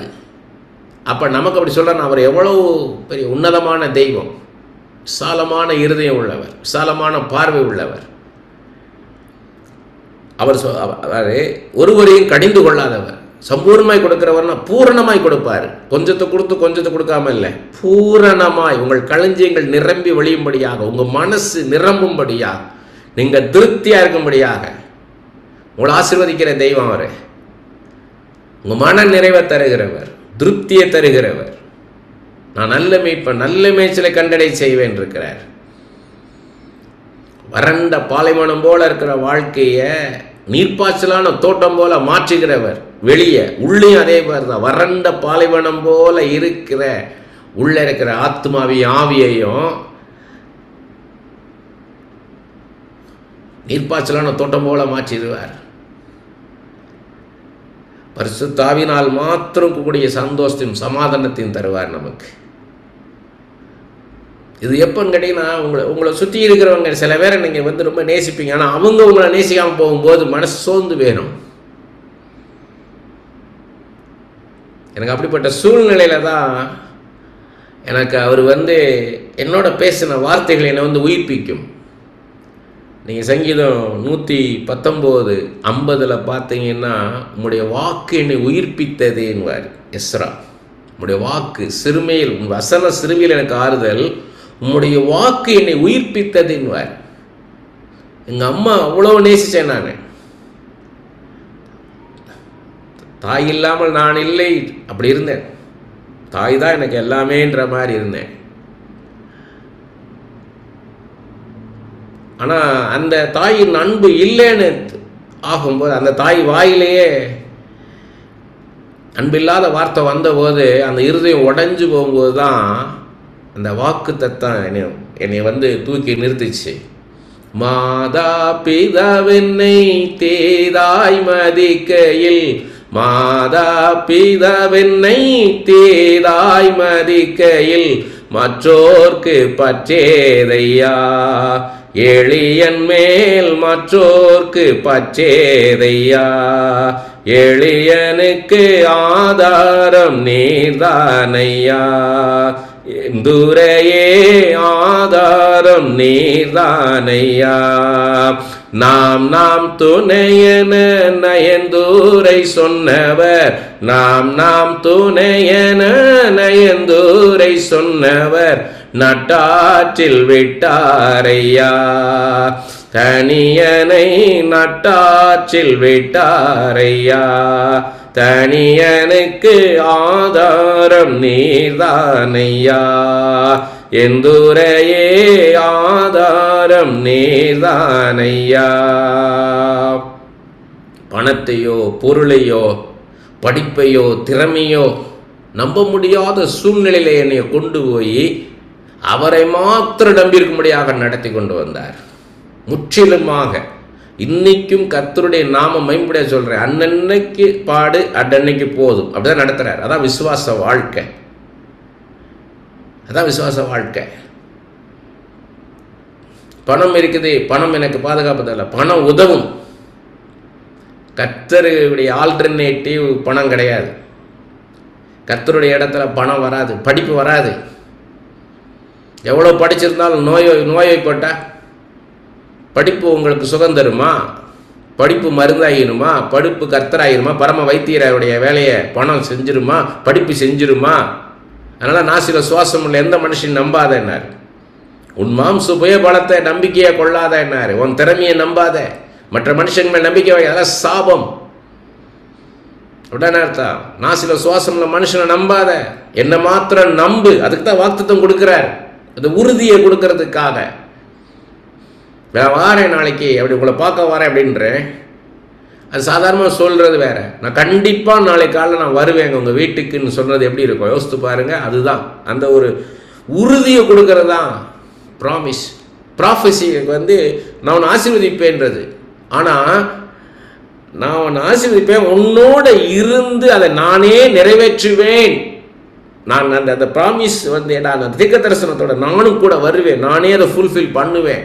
ஏதோ அவர் கொடுத்துட்டு தனியாக நிற்கிறது கிடையாது. மோசையோடு பேசுனது போல உன்னோட பேசுவேன், முகமுகமாய் பேசுவேன் அப்படின்னா எப்படி இருக்கு யோசித்து பாருங்க. அதான் கமிட் பண்றது. அந்த கமிட் பண்றதுக்கு பேர் தான், அதுக்கு தான் ப்ராமிஸ்ன்றது, வாக்குத்தத்தங்களின் தேவன்றது.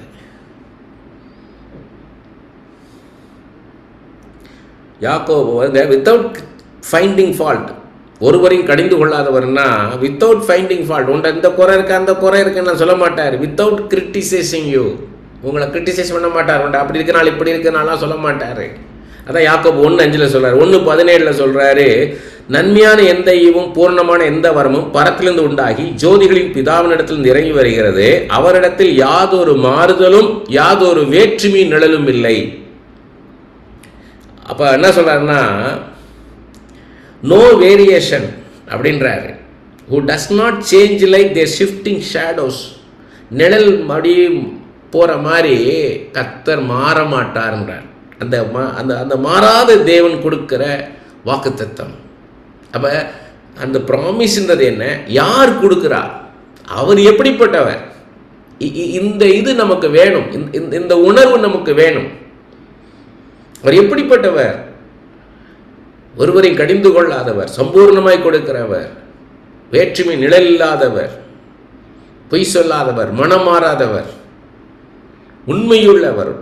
அதான் எபிரேயரில் இருக்குது. பார்த்தீங்கன்னா வாக்குத்தத்தம் பண்ணினவர் உண்மையுள்ளவர்.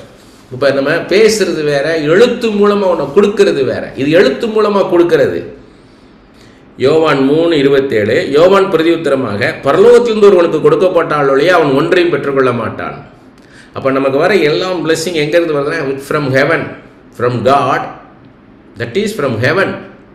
பரலோகத்திலிருந்து நமக்கு வரக்கூடிய ஆசீர்வாதம் ஆண்டவர் கொடுக்கிறது. உன்னதங்களில் இருக்கிற சகலவிதமான ஆசீர்வாதங்களினாலும் கிறிஸ்து இயேசுக்குள்ளாக நம்மை ஆசீர்வதித்திருக்கிறார்னு எபேசியர் 1:3 பவுல் சொல்கிறார். உன்னதத்தில் இருக்கிற ஆசீர்வாதம், உங்களுக்குன்னு உள்ள ஆசீர்வாதத்தை உங்களுக்கு கொடுக்குறாரு. அப்போ அங்கிருந்தா நம்மளுக்கு வருது எல்லாமே. அது பரலோகத்திலேருந்து வரக்கூடியது. ஏதோ பூலோகத்திலேருந்து ஒருத்தர் சொல்கிறக்கூடிய காரியம் கிடையாது, பேரலல் கிடையாது, வெர்டிக்கல். அங்கேருந்து நமக்கு வருது. மத்தேயு 8:8 எல்லாருக்கும் தெரியும், ஒரு 100க்கு அதிபதி, அவன் ரோமன், அவன் இஸ்ரேல் கிடையாது, அவன் யூதன் கிடையாது. அவன் சொல்கிறான் என் வேலைக்காரன் கொடிய வேதனைப்படுகிறான், நீர் ஒரு வார்த்தை சொல்ல அவன் சுகமாவான். நீர் ஒரு வார்த்தை சொன்னால் போதும். பாருங்க, அவ்வளோ வல்லமை இருக்குது அந்த வார்த்தையில், எவ்வளோ பவர் இருக்குன்றது, அந்த வாக்குத்தத்தத்துக்கு எவ்வளோ வல்லமை இருக்குது. ஒரு வார்த்தை சொன்னால் போதும் சுகமாகிடுவான்னு. எசேக்கியேல் 3:37 எசேக்கியேல் 37 எல்லாருக்கும் தெரியும். உலர்ந்த எலும்புகளை பார்த்து தீர்க்க தரிசனம் சொல்கிறாரு எசேக்கியேலை. இது உயிரடையுமான்னு கேட்குறாரு. அப்போ கர்த்தராகிய தேவரீர் ஆண்டவர் நீர் அறிவீர்ன்றாரு. உடனே அதை பார்த்து பேசுன்றாரு. அப்போ எலும்புகள் எல்லாம் ஒன்று சேரட்டும்ன்றார். ஒன்று சேருது. அதுக்கப்புறம் சதை உண்டாகட்டும், நரம்பு உண்டாகட்டும், தோல் உண்டாகட்டும், ஜீவன் உண்டாகட்டும்னா எல்லாம் பரமசினை எழும்பிருச்சுன்னு. அப்புறம் என்ன அர்த்தம்? உலர்ந்த எலும்புகள்னா நம்பிக்கையற்றிருக்கிற ஜனங்களை பார்த்து வார்த்தை புறப்பட்டு வரும்போது உயிரோட எழும்ப வைப்பார். நம்பிக்கையற்றி நீ அவ்வளவுதான் அப்படின்ற இடத்துலேருந்து நம்மளை தூக்கி எடுப்பார். எஸ்தருடைய காலத்தில் எனக்கு தெரியும், யூதர்களை அழிக்கணும்னு போட்டாங்க. ஆமான் எல்லாரையும் அழிச்சிடணுன்ட்டு. ஆனால் காரியம் மாறுதலாகி முடிய வச்சார். அப்படி போல் உயிர்ப்பிக்கிற தேவன் அவர். செத்து போன காரியத்துக்கு உயிர் கொடுக்குற தேவன் அவர் சொல்கிறாருன்னா பார்த்துக்கங்க. மத்தேயு 8:3 எல்லாருக்கும் வருது. உனக்கு சித்தம் உண்டான இல்லை சுத்தமாக்குன்னு ஒரு குஷ்டரோகி கேட்குறான். சித்தம் உண்டு சுத்தமாகுன்னு சொன்னாரே அவன் சுகமாயிட்டான். அதே மாதிரி 10 குஷ்டரோகிகள் வந்தாங்க லூக்கா 17 நீ ஐயரே ஐயரேன்னு கத்துறானுங்க. நீ போய் ஆசாரியனுக்கு காமி. ஏன்னா ஆசாரியன் தான் குஷ்டரோகம் இருக்கா இல்லையான்னு பார்த்து சொல்கிறவன். நீ ஆசாரியனுக்கு காமின்னு தான் சொன்னார். உனக்கு சுகம் உண்டாகணும்னு சொல்லலை. நீ போய் காமின்னாரு. எல்லாருக்கும் சுகமாயிட்டான். சரி, ஆசாரியன் காமிக்க போனால் ஒருத்தர் மட்டும் பார்த்தா நம்ம சுகமாயிட்டோம். சொன்னவர் யார்? நம்மளுக்கு சுகப்படுத்தினவர். இவரை விட்டுட்டு எங்கேயோ போகிறன்னு ஓடியாந்து அவன் உரத்த சத்தமிட்டு அவர் காலில் விழுந்து தலைக்குப்புற விழுந்து நன்றி ஆண்டவரேன்னு கத்துறான். உரத்த சத்தமிட்டு நன்றி சொல்லி அவரை மகிமைப்படுத்துகிறான். நீ போய் காமின்னது தான். அதே மாதிரி மரித்த லாசருவே வெளியே வாழ்னார். அந்த வார்த்தையில் வல்லமை அவனுக்கு உயிரோடு எழும்பி வர வந்துச்சு. அதே மாதிரி 400 மகன் பாடையில் இருக்கிறவனை வாலிபனே எழுந்திருந்தாரு, உயிரோடு எழும்பிட்டான். எவரியின் மகள் 12 வயசு சிறுமி செத்து போனவளை தலித்தாகுமின்னாரு. சிறுமியே எழுந்துருன்னா எழுந்துட்டாவா? அந்த அளவுக்கு. அதே இது பேதுருக்கு இருந்தாரு. உன் பிறவி சப்பானியை அப்போ 3 பார்க்குற பிறவி சப்பானியை பார்த்து நசன்னா இயேசுவின் நாமத்தில் நீ எழுந்து நில்லுனோடனே அவன் கால் முளைச்சி இவன் எழுப்பி நின்ட்டான். பிறவி சப்பானி 40 வயசுக்கு மேலே அவனுக்கு. அதே லீஸ்திரா ஊரில் பவுல் ஒரு பிறவி சப்பானியை பார்த்து இயேசுவின் நாமத்திலே உனக்கு கால்கள் உண்டாகட்டும், சுகம் உண்டாகட்டும். அவ்வளவுதான், அவனுக்கு சுகமாயிருச்சு. அதை நமக்கு தருவார் ஆண்டவர். வாக்குத்தத்தங்களின் தேவன் நம்மகிட்ட கொடுப்பார். இந்த கோல் அவன்கிட்ட கொடுன்னுவார். இதை கொடு அவனுக்கு, இது ஆசீர்வாதம். இங்கே தமிழ்நாட்டில் பிரபலமாக இருந்த ஒரு ஊழியக்காரர், ஆண்டவரால் வலிமையாக பயன்படுத்தப்பட்ட ஒரு பாத்திரம். அவர் பாம்பே போய் பாம்பேலேருந்து வெளிநாட்டுக்கு போகணும் ஃப்ளைட்டில். இப்போ பாம்பேயில் ஒரு கணவன் மனைவியரை சந்திக்கிறாங்க. அவங்க ஊழியம் பண்ணுறவங்க. அவங்க சொல்கிறாங்க, ஊழியம் எத்தனையோ வருஷம் பண்ணுறோம், ஒரு முன்னேற்றமும் இல்லை, ஊழிய விருத்தி அடையாமல் இருக்குதுன்னு.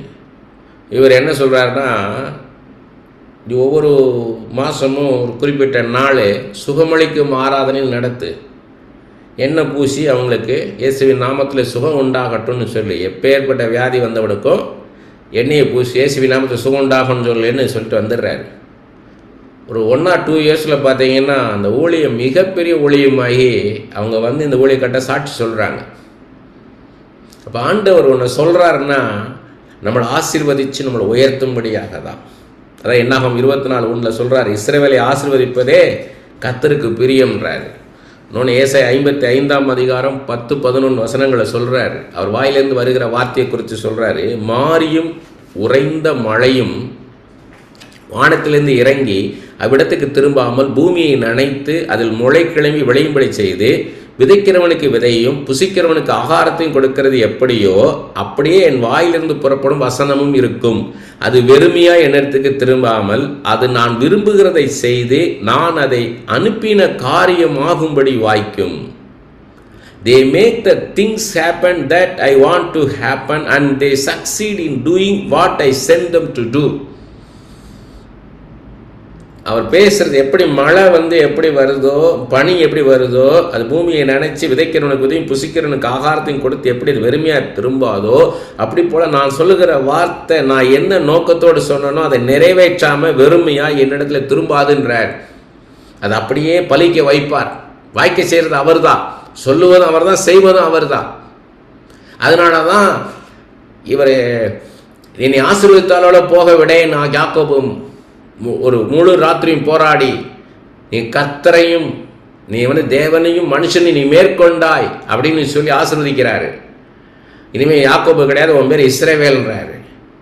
இது ஓசியா 12:3 பார்த்தீங்கன்னா கெஞ்சி மன்றாடினான்னு இருக்குது. அப்படி போல் என் ஆசீர்வதிங்க ஆண்டவரேன்னு கேட்கணும். நீங்கள் என் ஆசீர்வதிங்க, எனக்கு ஒரு வார்த்தையை கொடுங்க ஆண்டவரே, எனக்கு வார்த்தையை கொடுங்க, எனக்கு வார்த்தையை கொடுங்க. அவருக்கு தெரியும் வாக்குத்தத்தம் கேட்குறீங்கன்ட்டு. எனக்கு ஒரு வார்த்தையை கொடுங்க. அது எப்போ ரொம்ப சிக்கலான டைமில், ரொம்ப போராட்டமான நெருக்கடியான நேரத்தில் தான் அந்த வாக்குத்தத்தத்துடைய அருமை நமக்கு தெரியும். உபாகம் 8:3 சொல்கிறாரு, மனுஷன் அப்பத்தினால் மாத்திரமல்ல கர்த்தருடைய வாயிலிருந்து புறப்படுகிற ஒவ்வொரு வார்த்தையினாலும் பிறப்பான். A person does not live on bread alone but by everything the Lord says. Every word. ஆண்டவர் சொல்கிற ஒவ்வொரு வார்த்தை. நம்ம இந்த உலகத்தை வச்சு வாழ்கிறது கிடையாதுங்க. அதுதான் மனுஷன் அப்பத்தினால மாத்திரமல்லன்றார். இந்த உலகத்தை வச்சு நம்ம வாழ்ந்துட முடியாது. கர்த்தர் அவசியம். கர்த்தரில் வாழ முடியாது. கர்த்தர்கிட்ட வருகிற வார்த்தை ரொம்ப முக்கியம். அவர் கொடுக்குற வாக்குத்தத்தம் ரொம்ப முக்கியம். இங்கே எல்லாமே ஸ்மூத்தாக போகிற மாதிரி இருக்கும் உங்கள் வாழ்க்கையில். அப்போ ஆண்டவர் தேவைப்படாது, அவருடைய ப்ராமிஸும் தேவைப்படாது. கஷ்டமான சூழ்நிலை போகும்போது தான் அவர் தான் வழி, அவரை தவிர வேறு வழி இல்லைன்னு வரும்போது தான் அவருடைய ஏதாவது ஒரு வார்த்தை கிடைக்காதா? ஏசாயா 40:6-8 சொல்றாரு. பின்னும் கூப்பிட்டு சொல் என்று ஒரு சத்தம் உண்டாயிற்று. என்னத்தை கூப்பிட்டு சொல்வேன் என்றேன். அதற்கு மாம்சமெல்லாம் புல்லை போலவும் அதன் மேன்மையெல்லாம் வெளியின் பூவை போலவும் இருக்கிறது. கர்த்தரின் ஆவி அதன் மேல் ஊதும் போது புல் உலர்ந்து பூ உதிரும். ஜனமே புல், புல் உலர்ந்து பூ உதிரும். நமது தேவனுடைய வசனம் என்னென்றைக்கு நிற்கும் என்பதை சொல் என்று உரைத்தது. அப்போ நம்ம மாம்சமெல்லாம் அழிஞ்சு போகும், நம்ம மேன்மையெல்லாம் போயிடும். நான் அவ்வளோ திறமையானவன், இவ்வளோ படிச்சிருக்கேன், நான் அதை செஞ்சிருவேன் எல்லாம், அதெல்லாம் ஒன்றுக்கும் பிரயோஜனம் கிடையாது. கர்த்தர் கொடுக்குற வார்த்தை தான் நிற்கும். அந்த வார்த்தை தான் நம்மளை உயிரோட வைக்கும். அந்த வார்த்தை தான் நம்மளை வழி நடத்தும். யோசேப்புக்கு அந்த சொப்பனம், 2 சொப்பனம் அதை கொடுத்தது தான் அவரை உறுதியாக நிற்க வச்சிச்சு. தாவீதுக்கு அந்த அபிஷேகம், அந்த அபிஷேகத்தை கொடுத்ததுனால அந்த நிச்சயம் அவருக்கு உண்டாயிருச்சு. அதனால தான் அவர் பொறுமையாக காத்திருந்தார். நம்மளுக்கு எப்படி வரும்னா, அந்த ப்ராமிஸ் வேர்டு ஒரு டேர்னிங் பாயிண்ட் நம்ம வாழ்க்கையில் உண்டாக்கும். ஒரு பிரேக் த்ரூ. எல்லாருக்கும் ஒரு பிரேக் த்ரூ தேவையாக இருக்குது. எல்லாருக்கும் ஒரு டேர்னிங் பாயிண்ட் தேவையாக இருக்குது. எல்லாருக்கும், எனக்கும் தான். எனக்கு ஒரு பிரேக் த்ரூ வேணும், அடுத்த லெவலுக்கு போகணும் போது தான் அந்த ப்ராமிஸ் வேர்டு ஒரு லேடர் மாதிரி, ஒரு ஏணி மாதிரி, அதை கொடுத்து நம்மளை தூக்கி நிறுத்துவார். அது ஒரு ஏணி மாதிரி நம்மளுக்கு. அதை பிடிச்சிட்டோம்னா போதும், நம்ம மேலே போயிடலாம். ஏன்னா செய்ய போகிறவர், நம்மளுடைய எதிர்காலத்தில் நம்மளுக்கு செய்ய போகிறவர் நம்மளுக்கு ப்ரெசென்ட்டில் பேசுகிறார். ப்ரெசென்ட் பேசுகிறார். ஆனால் என்ன தகுதி, அதுக்கு என்ன வேணும்? நமக்கு அவருக்குள்ள ஒரு தகுதி வேணும். என்ன தகுதினா, நம்ம பாத்திரவாட்டியாக இருக்கணும். உங்களை உயர்த்துவார். அதனால் அவருக்கு என்ன பிரயோஜனம்? அவருடைய ராஜ்யத்துக்கு என்ன பிரயோஜனம்? அவருக்கு என்ன? அவருடைய பிள்ளைகளுக்கு என்ன பிரயோஜனம்? உங்களை ஆசீர்வதித்து உங்களை உயர்த்துறதுனால அவருடைய மற்ற பிள்ளைகளுக்கு என்ன பிரயோஜனம்?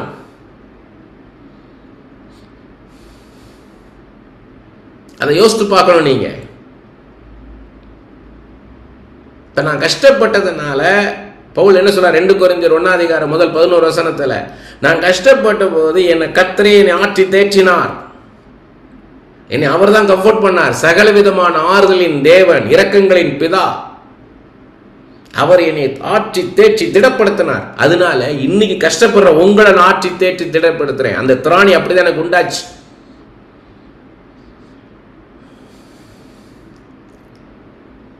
நான் பட்ட கஷ்டங்கள், நான் பட்ட கஷ்டத்தில் என்னை எப்படி கர்த்தர் கூட இருந்து என்னை விடுவிச்சார்,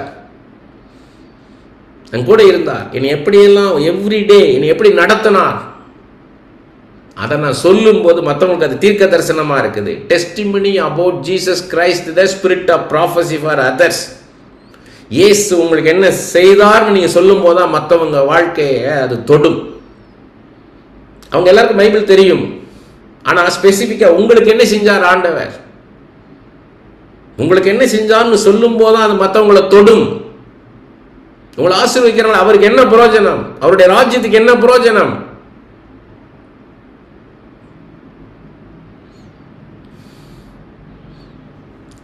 அது எப்படின்னு கேட்டீங்கன்னா அழகா சொல்றாரு. 2 கொரிந்தியர் 1:19 சொல்றாரு, இயேசு கிறிஸ்து ஆம் என்றும் அல்ல என்றும் இல்லாமல் ஆம் என்றும் ஆமேன் என்று இருக்கிறார். அவருக்குள்ள வேவரிங் கிடையாது, எஸ் அண்ட் நோன் அப்படி வேவரிங் கிடையாது. அதே போல அந்த வாக்குத்தத்தெல்லாம் நிறைவேற்றுகிறதுலையும் வேவரிங் கிடையாது, டபுள் மைண்ட்னஸ் கிடையாது, 2 மனம் கிடையாது அவருக்கு, ஒரே ஒரு மனம்தான். அதான் சொல்கிறார் அவர். அந்த சில பேர் என்னன்னா ஒரு வருஷத்துக்கு வாக்குத்தத்தத்தை கேட்பாங்க, மாதம் வாக்குத்தத்தம் கேட்பாங்க. ஆனால் என்னையை பொறுத்த வரைக்கும் தினமும் வாக்குத்தத்தம் கொடுக்குறார் ஆண்டவர். நமக்கு தினமும் நமக்கு தேவையாக இருக்குது வாக்குத்தத்தம். இந்த நாள் நமக்கு ஒரு வாக்குத்தத்தம் தேவையாக இருக்குது. ஒரு சின்ன காரியமாக இருக்கும், அந்த காரியம் சக்ஸஸ்ஃபுல்லாக நடக்கணும் அப்படின்னா அதுக்கு அவருடைய கிருபை வேணும், அவருடைய அனுகிரகம் வேணும், அவர் வேணும் நமக்கு. அவர் இருந்தால் தான் அந்த காரியம் வாய்க்கும், அவர் இல்லைன்னா அந்த காரியம் வாய்க்காது. யோசித்து பாருங்க. உதாரணத்துக்கு நான் சொல்கிறேன், இப்போ எனக்கு அப்படி தோணுது, உள்ள என் ஆவியில் உணர்ந்து நான் சொல்கிறேன். நீங்கள் அவசரமாக கிளம்பி போயிட்டீங்க, கார் எடுத்து போய்கிட்டு இருக்கீங்க, ஒரு 2 மணி நேரம் 3 மணி நேரம் ட்ராவல் ஆன பிறகு திடீர்னு கணவன் மனைவிக்குள்ளே பேச்சுவார்த்தை, எங்கள் வீட்டை நீங்கள் வெளியே பூட்டினீங்களான்னு கேட்குறாங்க. ஒய்ஃப் ஹஸ்பண்டை கேட்குறாங்க, எங்கள் வீட்டு வாசல் மெயின் டோரை பூட்டினீங்களான்னு கேட்குறாங்க. ஹஸ்பண்டு கேட்குறாரு, நீ பூட்டினீங்கன்னு கேட்குறாரு. இல்லை நீங்கள் பூட்டுவேன்னு நினச்சேன், நீ பூட்டுவேன்னு நினச்சேன்னா எப்படி யோசித்து பாருங்கள். அதுக்கப்புறம் நீங்கள் ட்ராவல் பண்ணி போக முடியுமா? இனி அடுத்த 1 வாரம் ட்ராவல் பண்ண போகிறீங்க, 1 வாரம் கழிச்சு தான் திரும்ப போகிறீங்க. எப்படி இருக்கும் யோசித்து பாருங்கள்.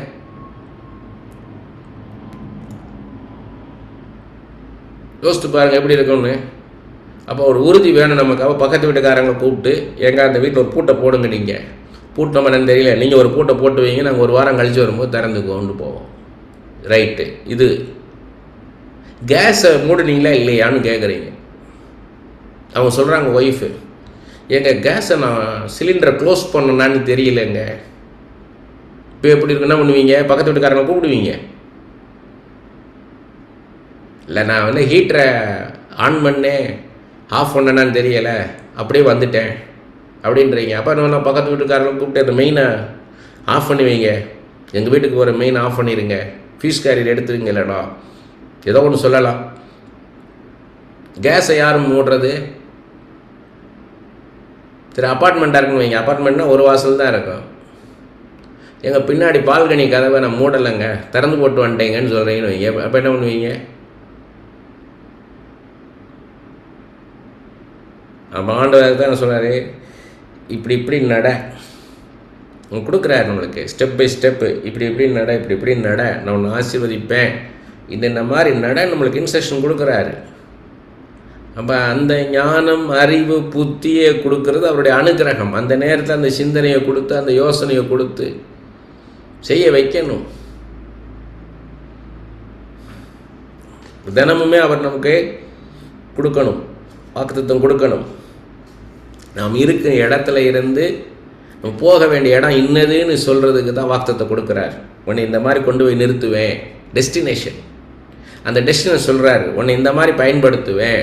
எனக்கு அப்படி கொடுத்ததுனால தான் கிளாரிட்டி இருக்கேன்ட்டேன். அதனால் எனக்கு லெஃப்ட்டு ரைட்டுன்னு இப்படி இந்த ஊழியத்தை செய்வோமா, அந்த ஊழியத்தை செய்வோமா, இதை செஞ்சு பார்ப்போமா, அவர் அதை செய்கிறார் நாமளும் இதை செய்வோமான்றதெல்லாம் அந்த குழப்பம்லாம் எனக்கு கிடையாது. எனக்கு என்ன சொன்னாரோ அதை நான் செஞ்சுட்டு போயிட்டே இருக்கிறேன். கிளாரிட்டி எனக்கு டைலமா கிடையாது, டபுள் மைனஸ் கிடையாது. எல்லாரும் இதை செய்கிறாங்க நம்மளும் அதை செய்வோம் அப்படிலாம் கிடையாது. 1 ராஜாக்கள் 8ஆம் அதிகாரம் 20வது வசனம் பாருங்க. இப்போதும் கர்த்தர் சொல்லி தம்முடைய வார்த்தையை நிறைவேற்றினார். சாலமன் சொல்றாரு, இப்போதும் கர்த்தர் சொல்லி தம்முடைய வார்த்தையை நிறைவேற்றினார். கர்த்தர் சொன்னபடியே நான் என் தகப்பனாகிய தாவீதின் ஸ்தானத்தில் எழும்பி இஸ்ரவேலின் சிங்காசனத்தின் மேல் உட்கார்ந்து இஸ்ரவேலின் தேவனாகிய கர்த்தரின் நாமத்துக்கு ஆலயத்தை கட்டினேன். ஆண்டவர் சொன்ன மாதிரி செஞ்சிட்டாரு. நான் என்னுடைய தகப்பன் தாவீதுடைய ஸ்தானத்தை என்னை உட்கார வச்சார், அந்த ஆலயத்தையும் என்னை வச்சு கட்டிட்டாருன்றாரு. 23வது வசனம் பாருங்க. இஸ்ரவேலின் தேவனின் கர்த்தராகவே மேலே வானத்திலும் கீழே பூமியிலும் உமக்கு ஒப்பான தேவன் இல்லை. தங்கள் முழு இருதயத்தோடு உமக்கு முன்பாக நடக்கிற உமது அடியாருக்கு உடன்படிக்கையும் கிருபையும் காத்து வருகிறீர். நம்மோட செய்த உடன்படிக்கையை அவர் காப்பாற்றுறாரு. அது நெகேமியா 1:5 இருக்குது. உடன்படிக்கையும் கிருபையும் காத்து வருகிற தேவன் இருக்குது. அதே மாதிரி 56வது வசனம் பாருங்க. அதுலேயே 1 ராஜாக்கள் 8:56 தாம் வாக்குத்தத்தம் பண்ணினபடியெல்லாம் தம்முடைய ஜனமாகிய இஸ்ரவேலுக்கு இளைப்பாறுதலை அருளின கர்த்தருக்கு ஸ்தோத்திரம். அவர் தம்முடைய தாசனாகிய மோசையை கொண்டு சொன்ன அவருடைய நல் வார்த்தைகளை எல்லாம் ஒரு வார்த்தையாலும் தவறி போகவில்லை. பாருங்க, சாலமன் சொல்றாரு, தலைமுறையா மோசைட்ட சொன்னதை இதுவரைக்கும் நிறைவேற்றினார்ன்றாரு. அதே நெகேமியா 5ஆம் அதிகாரம், நெகேமியா 5ஆம் அதிகாரத்தில் 12-13 வசனம். இவங்க நிறைய என்ன வட்டி வாங்கி ஜனங்க நல்ல வசதியானவங்க வசதி இல்லாதவங்கள்ட்ட என்ன பண்ணிட்டாங்க, எல்லாத்தையும் அவங்க நிலத்தை வாங்கினாங்க, ஆட்டை வாங்கினா, மாட்டை வாங்கினா, கடைசியில் அவங்களே அடிமையாக்கினா, இப்படி இருக்கிறாங்க. அப்போ அப்படிலாம் பண்ணக்கூடாது அப்படின்னு நெகேமியா சொல்கிறார். அதை அவங்க கேட்குறாங்க. அதை சொல்கிறாரு நெகேமியா 5ஆம் அதிகாரம் 12-13. அதற்கு அவர்கள், நாங்கள் அதை திரும்ப கொடுத்து விட்டு இனி அப்படி அவர்களிடத்தில் கேட்க மாட்டோம், நீங்கள் சொல்லுகிறபடியே செய்வோம் என்றார்கள். அப்பொழுது நான் ஆசாரியர்களை அழைத்து அவர்கள் இந்த வார்த்தையின்படி செய்ய அவர்களை ஆணை விடுவித்து கொண்டேன். ப்ராமிஸ் வாங்குறாரு, இனிமே நான் இவங்க கஷ்டப்படுத்த மாட்டேன், அவங்க நிலத்தை அவங்கள்ட்டே கொடுத்துட்றேன், அவங்க வாங்கின ஆடு மாடு வட்டி எல்லாத்தையுமே நான் கொடுத்துட்றேன்னு ஆசாரியர்கள் சொல்கிறாங்க. அதுக்கு இவர் என்ன பண்ணுறாருன்னா, அதை செய்வோம்னு ஆணை எடுத்துக்கொண்டேன்றார். அவங்கள்ட்ட இருந்து ஒரு ப்ராமிஸ் வாங்கிக்கிட்டேன்றாரு. நான் என் வஸ்திரத்தை உதறி போட்டு இப்படி இந்த வார்த்தையை நிறைவேற்றாத எந்த மனிதனையும் அவன் வீட்டிலும் அவன் சம்பாத்தியத்திலும் இருந்து தேவன் உதறி போட கடவர், இந்த பிரகாரமாக அவன் உதறி போடப்பட்டு வெறுமையாய் போவானாக என்றேன். அதற்கு சபையார் எல்லாரும் ஆமேன் என்று சொல்லி கர்த்தரை துதித்தார்கள். பின்பு ஜனங்கள் இந்த வார்த்தையின்படி செய்தார்கள். அப்போ அவங்க வாக்குத்தத்தம் வாங்குறார், சொன்னதை செய்ய வைக்கிறார். அதே மாதிரி நெகேமியா 9ஆம் அதிகாரம் 8வது வசனம். நெகேமியா 9ஆம் அதிகாரம் 8வது வசனம். அவன் இருதயத்தை உமக்கு முன்பாக ஆபிரகாமை குறித்து சொல்றாரு. அவன் இருதயத்தை உமக்கு முன்பாக உண்மை உள்ளதாக கண்டு கானானியர், ஏத்தியர், எமோரியர், பெர்சியர், எபூசியர், கிர்காசியருடைய தேசத்தை அவன் சந்ததிக்கு கொடுக்கும்படி அவனோடு உடன்படிக்கை பண்ணி உம்முடைய வார்த்தைகளை நிறைவேற்றினீர். நீ நீதியுள்ளவர், நீதியுள்ள தேவன், நியாயமுள்ள தேவன். உங்களுக்கு ஒரு வாக்குத்தத்தம் கொடுத்தாருன்னா அதில் உண்மை உள்ளவராக இருப்பார், நீதி உள்ளவராக இருப்பார், நியாயம் உள்ளவராக இருப்பார், அதை அப்படியே நிறைவேற்றுவார்ன்றதா சொல்றாரு. இது நமக்கு சொல்றது. அதே இது சங்கீதம் 77. அது ஆசாப் சோர்ந்து போன நேரத்தில் பாடின சங்கீதம். ரொம்ப சோர்ந்து போயிட்டார், டிப்ரெஷன் இருந்து சொல்றாரு. சங்கீதம் 77 8வது வசனம். அவருடைய கிருபை முற்றிலும் அற்று போயிற்றோ, வாக்குத்தத்தமானது தலைமுறை தலைமுறைக்கும் ஒளிந்து போயிற்றோ. ஏன்னா வாக்குத்தத்தங்களின் தேவன், அவர் வாக்குத்தத்தை நிறைவேற்றுகிறவர், வாக்கு மாறாதவர். அவருடைய அன்பு மாறாதது, என் மேல அவர் வச்சிருக்கிற அன்பு மாறாது. அந்த அன்பின் நிமித்தம் எனக்கு அவர் வாக்கு கொடுத்திருக்கிறார், அது போயிற்றோ அப்படின்னு அந்த அளவுக்கு சோர்ந்துட்டார். அதே மாதிரி எபிரேயர் 6ஆம் அதிகாரம் ஆபிரகாமை குறித்து சொல்றார் பாருங்க. எபிரேயர் 6ஆம் அதிகாரம் அதில் சொல்றாரு, 6ஆம் அதிகாரத்தில் 13-15 வசனம். ஆபிரகாமுக்கு தேவன் வாக்குத்தத்தம் பண்ணின போது ஆணையிடும்படி தம்மிலும் பெரியவர் ஒருவரும் இல்லாதபடியினாலே தமது பேரிலே தானே ஆணையிட்டு. யாராவது ஒருத்தர் மத்தியஸ்தரை வச்சு தான் ஒரு வாக்குறுதி கொடுப்பாங்க, நான் இவருக்கு இதை செய்கிறேன் அப்படின்னு. ஆனால் இங்கே யாரும் இல்லை. ஆனால் ஆண்டவருக்கு மேலே ஒருத்தர் இல்லை. ஆனால் அவர் பேர்லேயே அவர் ஆணையிடுறார். நிச்சயமாக உன்னை ஆசீர்வதிக்கவே ஆசீர்வதித்து உன்னை பெருகவே பெருக பண்ணுவேன் என்றார். அந்தபடியே அவன் பொறுமையாய் காத்திருந்து வாக்குத்தத்தம் பண்ணப்பட்டதை பெற்றான். அப்போ இது எதுக்கு நமக்கு சொல்கிறாருன்னா, இது நமக்கு பர்சனலாக இன்னைக்கு எடுக்கிற பைபிள் ஸ்டடி எதுன்னு கேட்டீங்கன்னா, இதெல்லாம் நமக்கு, யாருக்கும் ஆபிரகாமுக்கு, மோசேக்கு, நோவாவுக்கு அப்படி இல்லை, ஏசாவுக்கு இல்லை, நமக்கு ஆண்டவர் சொல்கிற காரியம். நமக்கு ஆண்டவர் என்ன சொன்னாரோ அதை அப்படியே நிறைவேற்றுவார். அது 10ஆம் அதிகாரம், எபிரேயர் 10ஆம் அதிகாரம் 36வது வசனம். நீங்கள் தேவனுடைய சித்தத்தின்படி செய்து வாக்குத்தத்தம் பண்ணப்பட்டதை பெரும்படிக்கு பொறுமை உங்களுக்கு வேண்டியதாக இருக்கிறது. அங்கேயும் பொறுமையாய் ஆபிரகாம் காத்திருந்து பெற்றுக்கொண்டார்ன்றோம். இங்கேயும் நம்மளுக்கு பொறுமை வேண்டியது இருக்குன்றாரு. பொறுமை நமக்கு வேணும் அப்படின்றாரு. வாக்குத்தத்தம் பண்ணிட்டாருன்னா உடனே செஞ்சிருவார். அதுக்குன்னு ஒரு டைம் வச்சிருக்கிறாரு. நமக்கு ஒரு அதை கரெக்டாக அதுக்கு பாத்திரவாட்டி ஆக்கி அதை செய்வார். ஏன்னா அவருடைய டைம் டேபிள் இருக்குது. அந்த டைம் டேபிள் அது பெரிய யூனிவர்ஸுக்கு அண்ட சராசரங்களுக்கு உள்ள டைம் டேபிள். அது அந்த டைம் டேபிளாக நம்மளை கொண்டு ஆசீர்வதிப்பார். அதனால் பொறுமையாக நம்ம காத்திருக்கணும். எபிரேயர் 11:11 பாருங்க. விசுவாசத்தினாலே சாராளும் வாக்குத்தத்தம் பண்ணினவர் உண்மை உள்ளவர் என்று எண்ணி கற்பந்தரிக்க பலனடைந்து வயது சென்றவளாயிருந்தும் பிள்ளை பெற்றாள். உண்மை உள்ளவர், வாக்குத்தத்தம் பண்ணினவர் உண்மை உள்ளவர் என்றார். இது எபிரேயர் 8:6 பாருங்க. எபிரேயர் 8:6. இவரோ விசேஷித்த வாக்குத்தத்தங்களின் பேரில் ஸ்தாபிக்கப்பட்ட விசேஷித்த உடன்படிக்கைக்கு எப்படி மத்தியஸ்தராக இருக்கிறாரோ அப்படியே முக்கியமான ஆசாரிய ஒளித்தம் பெற்றிருக்கிறார். ஏன்னா நமக்கும் கர்த்தருக்கும் நடுவில் பிதா நமக்கு வாக்குத்தத்தம் பண்ணியிருக்கிறார். அதை நிறைவேற்றுவது நடுவில் மத்தியஸ்தர் இயேசு கிறிஸ்து நிற்கிறார். அவர் நமக்காக செய்வார். நமக்காக ஆண்டவர்கிட்ட பரிந்து பேசுகிறார். அவர் தான் ஆண்டவர்கிட்ட அந்த நம்மளுக்கு கொடுக்குற வாக்குத்தத்தம் கொடுக்குறவன் அவர் தான். அதை நம்மளுக்கு மன்றாடி நமக்காக பிதாவட்டத்தில் மன்றாடி ஜெபிச்சதை நிறைவேற்றுகிறவரும் இயேசு கிறிஸ்து தான். 9ஆம் அதிகாரம் 15வது வசனம். எபிரேயர் 9:15. ஆகையால் முதலாம் உடன்படிக்கையின் காலத்தில் நடந்த அக்கிரமங்களை நிவர்த்தி செய்யும் பொருட்டு அவர் மரணமடைந்து அழைக்கப்பட்டவர்கள் வாக்குத்தத்தம் பண்ணப்பட்ட நித்திய சுதந்திரத்தை அடைந்து கொள்வதற்காக புது உடன்படிக்கையின் மத்தியஸ்தராக இருக்கிறார். அப்படின்னா பழைய உடன்படிக்கை கற்பலகைகள் 10 கட்டளைகள் எழுதி மோசே கொடுத்தது. அது வெளியரங்கமானது. எரேமியா 31ஆம் அதிகாரம் 31-33 வரைக்கும் படிச்சிங்கன்னா புது உடன்படிக்கை அப்படின்னா என்னன்னா, நம்ம இருதயத்தில் அதை வச்சிருக்கிறார், இருதயத்தில் எழுதுகிறார். நம்ம உள்ளத்தில் பேசுகிறத தான் சொல்கிறாரு. நான் ஆசீர்வதிப்பேனா வெளியரங்கதில் உள்ளுக்குள்ள நமக்குள்ள உடன்படிக்கை செய்கிறார். நமக்கு இருதயத்தில் எழுதுகிறாரு.